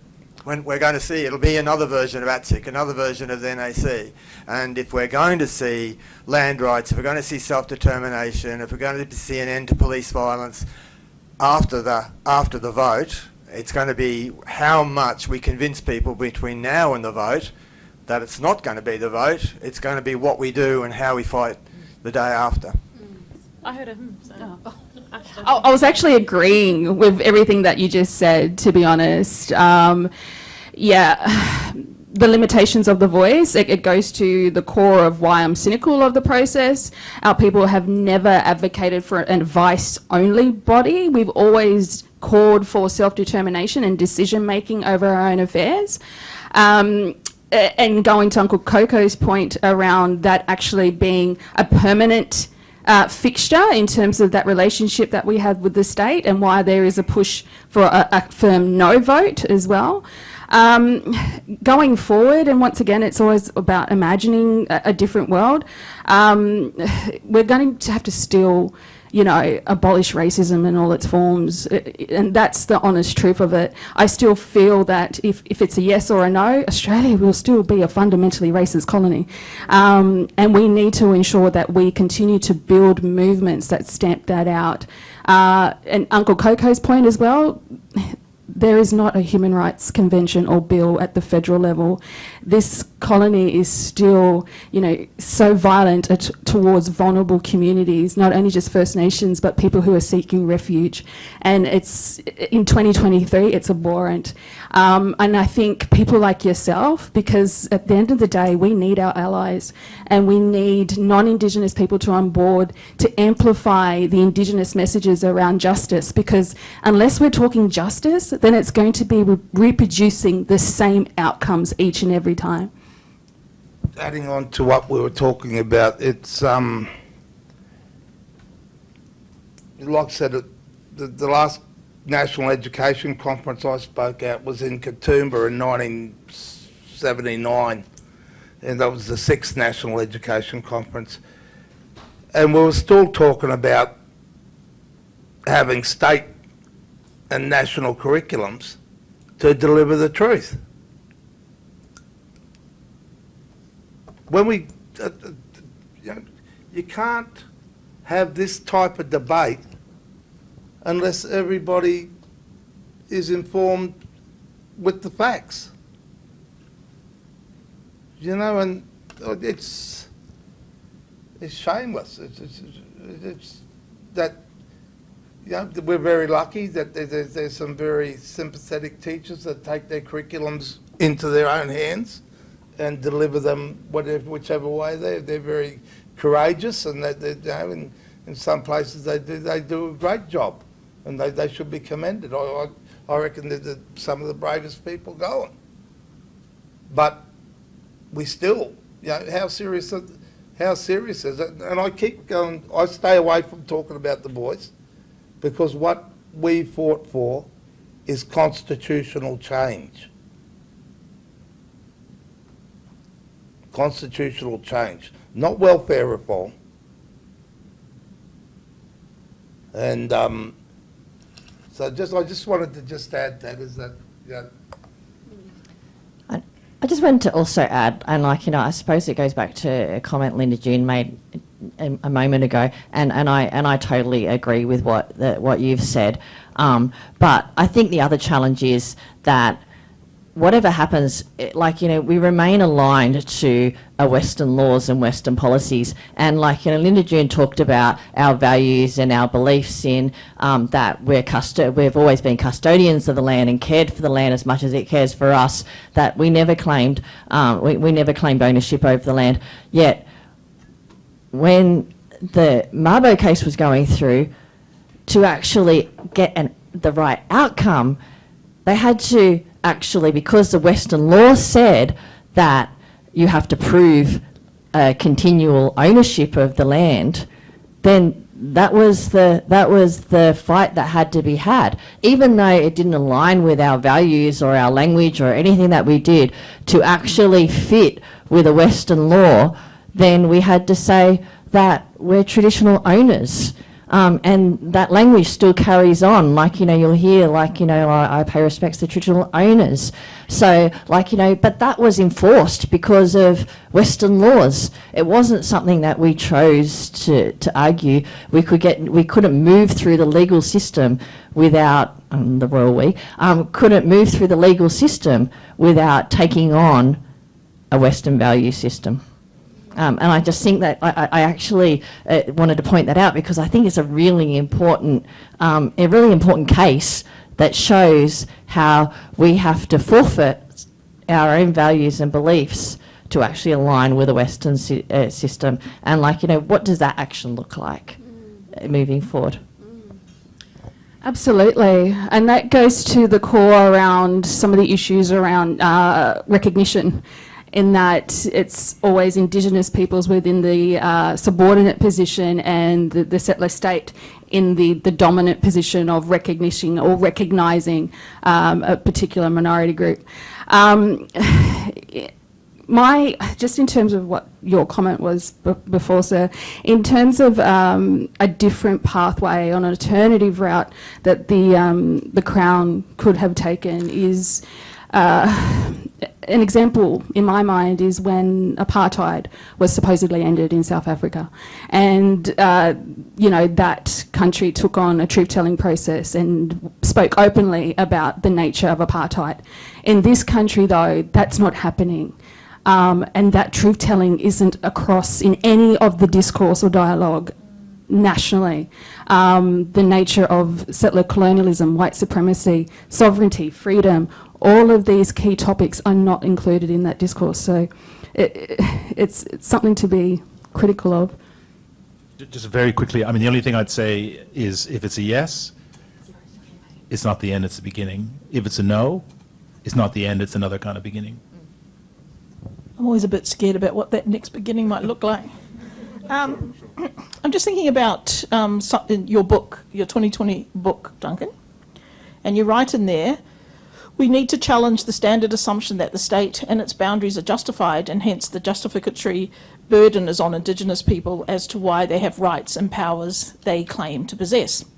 And you cite Hobbes in there, who says, there is scarce a commonwealth in the world whose beginnings can in conscience be justified.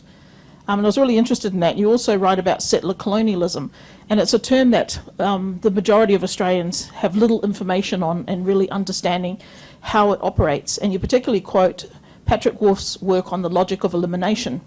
So given those things, what do you think on whether the Australian government is actually capable of accommodating Aboriginal and Torres Strait Islander calls for self-determination, sovereignty and land rights? In 10 words or less. Look, I mean, I guess that's where I'm probably in the minority of one on this panel. I mean, I do think it's very, very difficult.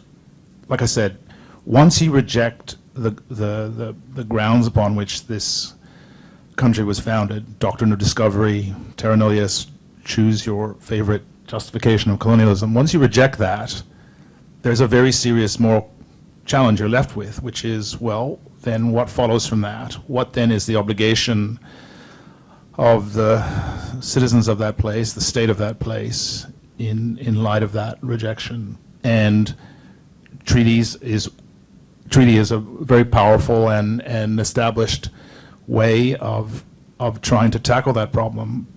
But as people have said, that's very hard when people still don't want to grapple with that fundamental truth. So I think that is a really hard issue. But I guess unlike my colleagues, I do, as I said earlier, I do think the constitutional, the kind of constitutional recognition that is potentially on offer through this referendum, it offers a chink of light for that justificatory burden to be put to the state. Now, maybe it's doomed, maybe it's too weak, maybe I'm incredibly naive in thinking that, but I do think we won't have, my worry is that there's very few levers to pull to get people to grapple with that justificatory burden, as I call it in the book, that it's actually the state that has to justify its extension of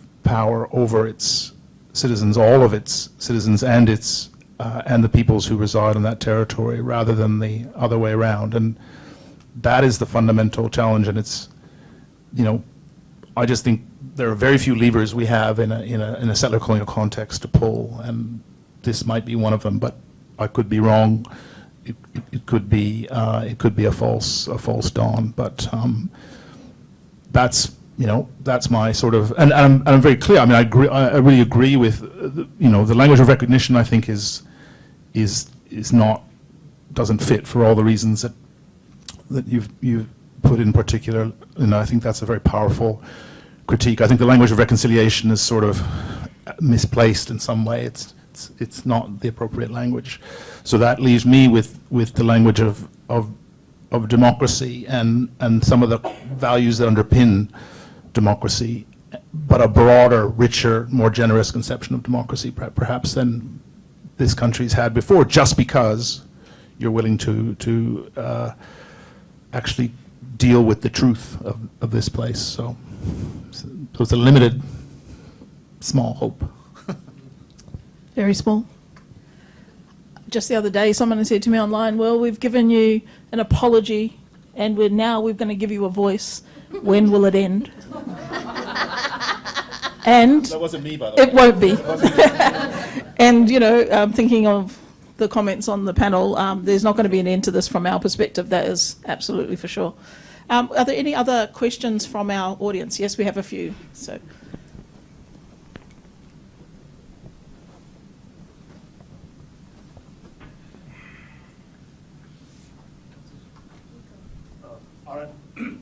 Probably don't need.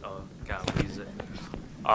Yeah. Hi everyone. My name's Jordan. I'm a proud Yield man from the South Coast, but I'm also a student at Macquarie University. So when I heard about this this yarn, I thought, I'd come along and I'd see what's happening. One thing I'd like to acknowledge, and that's from you, Lynda, is that so I've done I've kind of done a lot of work with I guess people who are advocating for the voice and that sort of stuff, and I've heard a lot of stuff. Heard a lot about the regional dialogues and the process leading up to the Uluru Statement from the Heart. But I heard about the people that walked out. But what I haven't heard was stories. So I just wanted to acknowledge and thank you for telling yours, because you just don't hear that often. And even though, at the end of the day, and I want to touch on what Professor Leanne Holt said about, I guess the sort of aim for the Uluru Statement from the Heart, it's voice, treaty, truth. And he's actually touched on a lot of points, and Uncle touched on the points that I'm going to take into consideration now. Maybe I might have been a bit naive myself, but touching on back on what Dr. Leanne Holt said about how we do live in a white society, the way I see it is that the voice will bring my people power down the coast. My people are fighting land rights issues down there at the moment, and there's just all sort of issues. In the education system, they teach you 10% of our history. I had to go home and learn it from my nan. But also, with our jails, with our children in custody as well, and our people, there's just so much, okay, that needs to change. And my question would be to you guys, what is the other change? Because I see this on the table. This is what I've learned, right? I do acknowledge I could be naive, but I've done, research, and I've done, hearing of people, and that's what I always try and do. But what is that change if we don't go through, take this opportunity up? What can we do? Because we still have people. My uncle's in jail, nothing's been done about him. There's still people, that are facing these issues. What do we do? Sorry. What do we do, But yeah, going back to Professor, what Leanne Holt said about, we do live in a white society. The way I see this is penetrating that white system, and then, in the hopes that we will get more power out of this.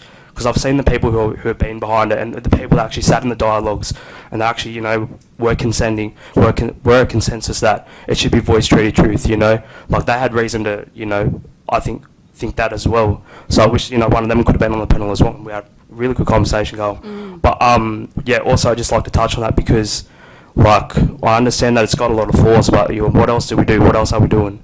So if it is a no vote, where do we go from there? Because I also, it might be a loss of opportunity. But yeah, I think that's all I had to say. Yeah, I'll leave it to you.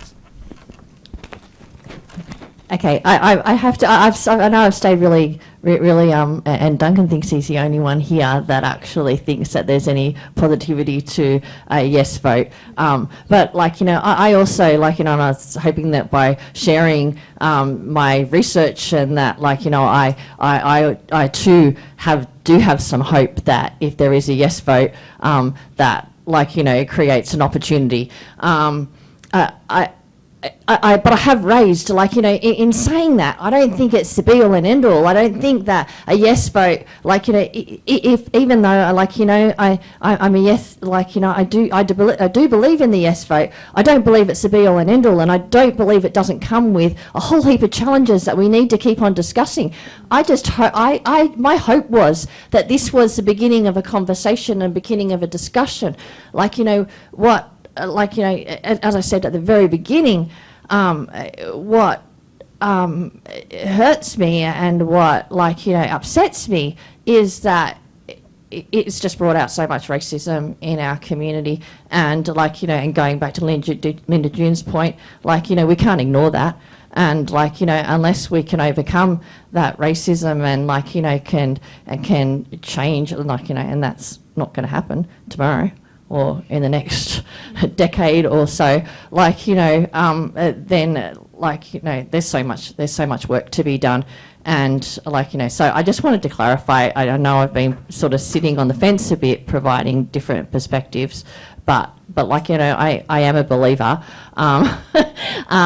But like, you know, but not a blind believer. Like, you know, I'm not saying that it's the perfect solution. I'm not a stand up on the top of the tower and like say that I'm a avid yes campaigner without actually taking off the blindfold and going like, you know, that I'm a yes I'm a yes person, but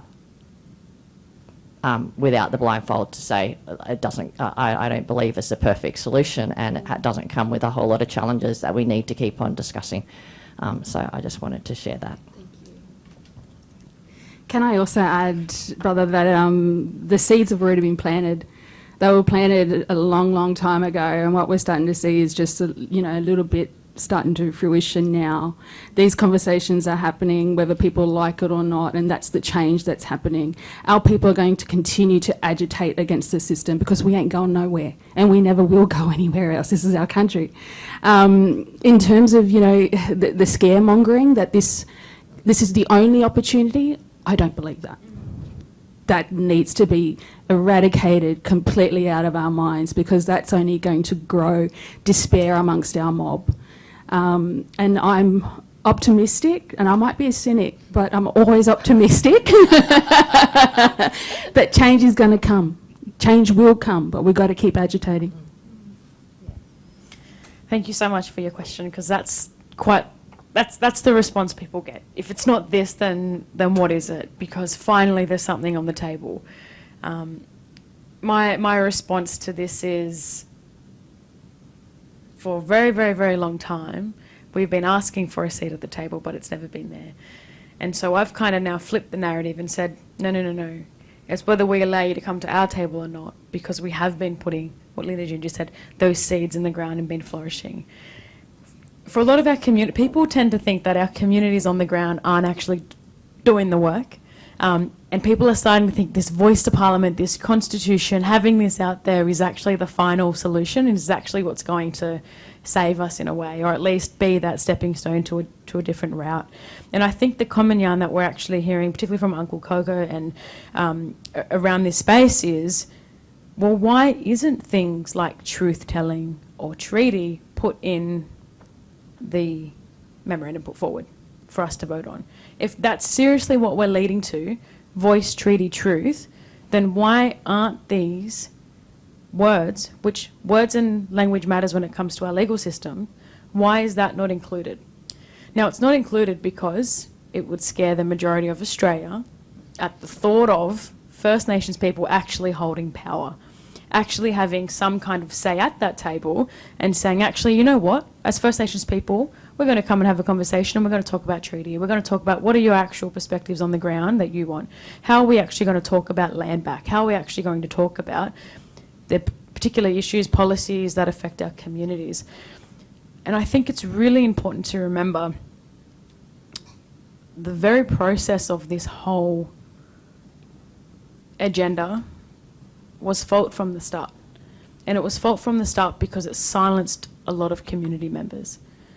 And what Lynda-June just shared about that scare tactic, bringing in all the young, particularly there was, if you kind of look through the lines, and I say this because you are a brother, and I want to put that energy into this response, is there has been a strategic mobilisation of targeting people that aren't critically thinking about what does it mean to go beyond a yes or no. And they're doing this on purpose to ensure that that conversation can be had within the institutions.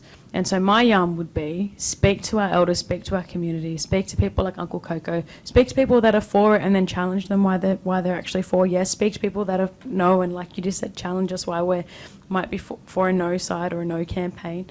And just really think about, what is this going to do? And I speak from a practical side because I work on the ground with communities that are directly impacted by forced removals, directly impacted by ending up in custody, directly impacted by the mental health crisis epidemic that we have in this nation. And so when I hear that there is a voice to Parliament with over, and you just have to read the bill, it's all there in the bill and explains how much funding has gone in, when there's been over 50 million put into this referendum process and the electoral process, I'm extremely disheartened because the end result, if it is successful, the reality is racism is still going to be in this nation. But the second thing is, what is it practically going to do for our people? We are not giving our people any actual power within this voice to Parliament. It's particularly advisory and consultancy. I sit on advisory committees at the moment, and I can tell you now, we will spend hours and weeks advising, and then quite often the outcome isn't there because it's the agenda that sits there. And I think we need to be really critical about why aren't we getting enough detail about the voice to Parliament? Where is the information? And I believe that we deserve as a people to have that information. We deserve to be told, if successful, what does it look like when people are chosen as representatives to be on that advisory? We are asking for transparency, we are asking for space, we are asking for our voices to be heard.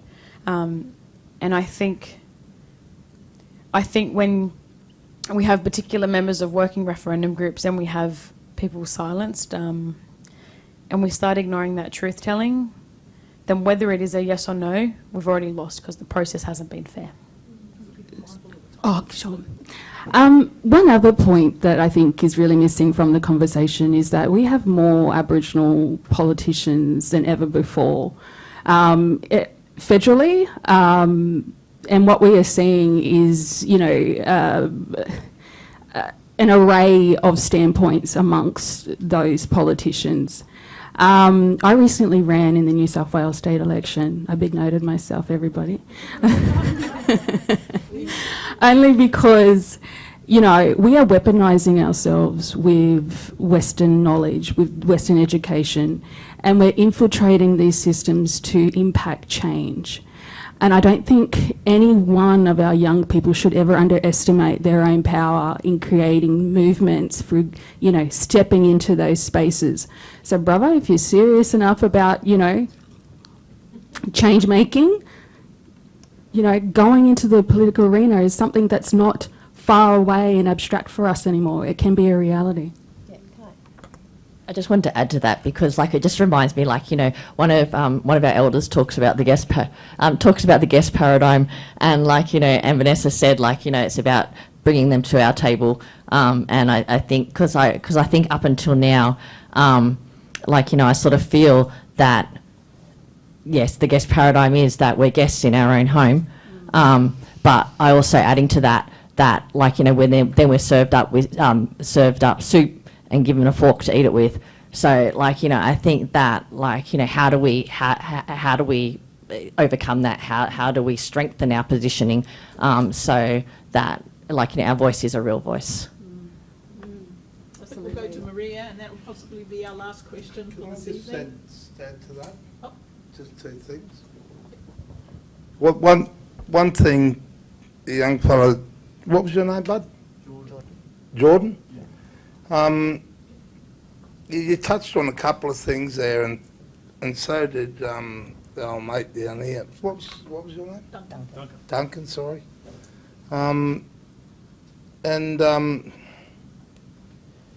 It gets back to Duncan's issue that he raised, is that with the whole voice and that, it's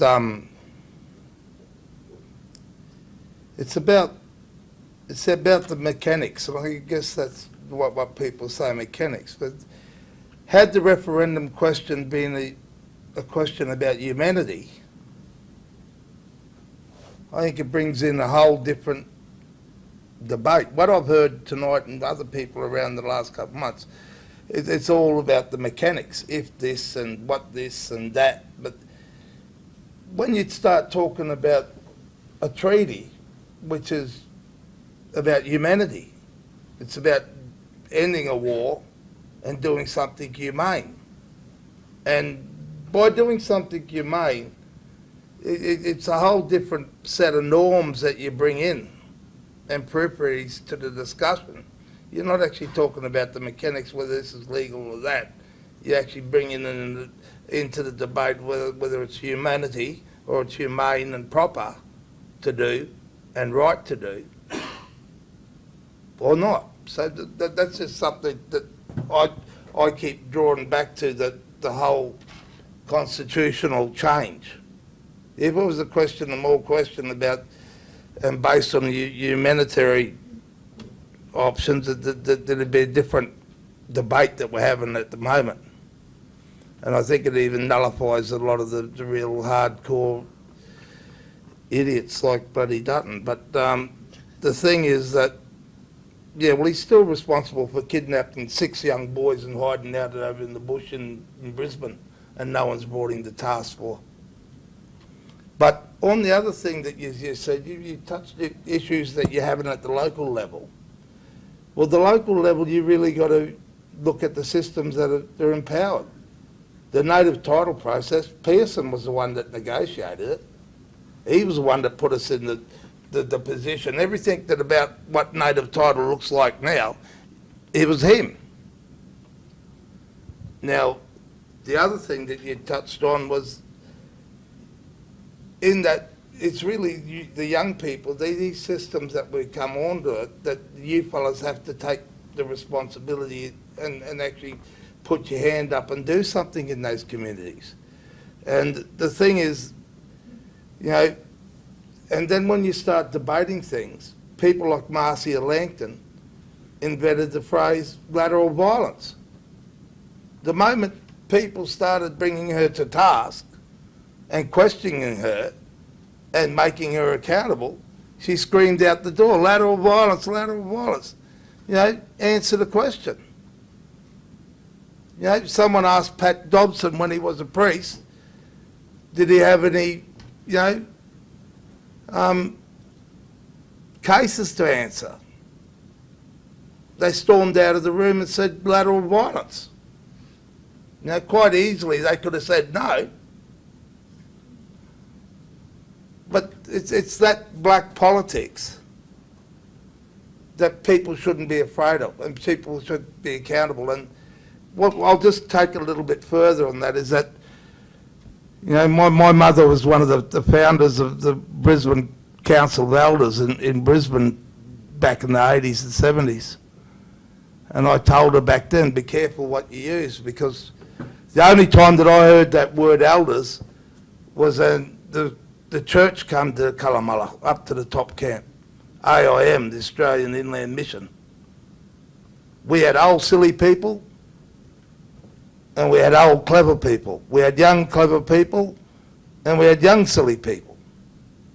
But the word elders, you go back and have a look where it comes from and how people use it. And they're two dangerous tools, those word elders and that lateral violence. Because people have the responsibility to answer the questions and be responsible. That's what our law is about, responsibility. And so that's why I just leave you with those things, is that the mechanics, you know, had the question been about something different, the debate would be a lot different.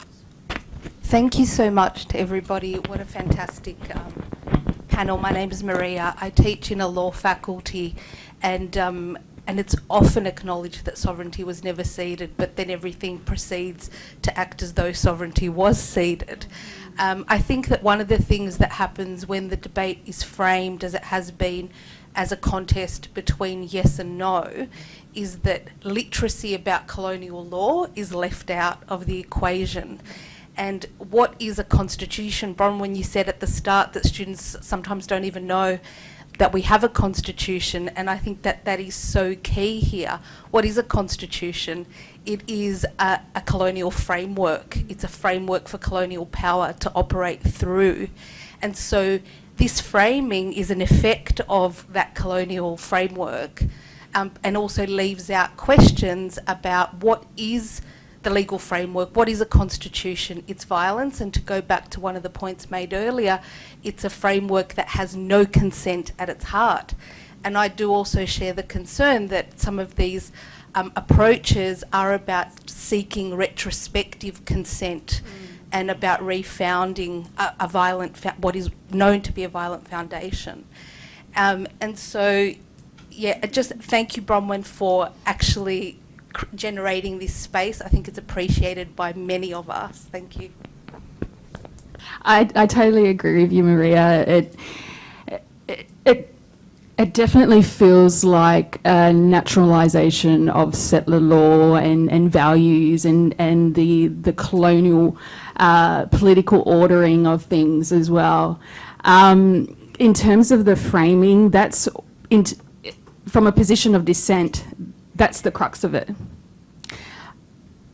As an Indigenous activist, warrior, and just a person in general, we reject all forms of settler law, its constitution, its occupation, its dominance, and its violence perpetrated upon us. And you've really outlined for me the centre of why we've come out and clearly positioned a no vote. We saw that on Invasion Day, based on the premise that there's not an articulation of the traditions of settler law and the violence of it. The legal systems in our communities now in every state, and maybe a reflection of what the young fella's talking about. I know in Queensland it's up to shit. We got a thing they call the Murray Court, right? The only way you can go to the Murray Court is to plead guilty, and then they handpick a couple of people they call elders to pass judgment on you. We have it here too. You have them here? Yeah. So, and then you've got a legal service that thinks they're the extension of the Attorney General, right? And they think that their obligation is not to the community, but to the Attorney General each 3 quarters, so they get their money. So what we're saying is, what hope does the average 12 or 14-year-old kid have when the legal service says, we can't represent you unless you plead guilty, and then the Murray Court says, we can't sentence you unless you plead guilty? Think about what we're saying. Actually think about what we're doing to a generation. This has been happening for 10 years or more. You know, maybe people, I don't have a lot of time on my hands, but maybe people that are in this faculty, these are the questions that should be asked of Linda Burney and the Attorney General. You know, we talk about the problems that you're having, young fella.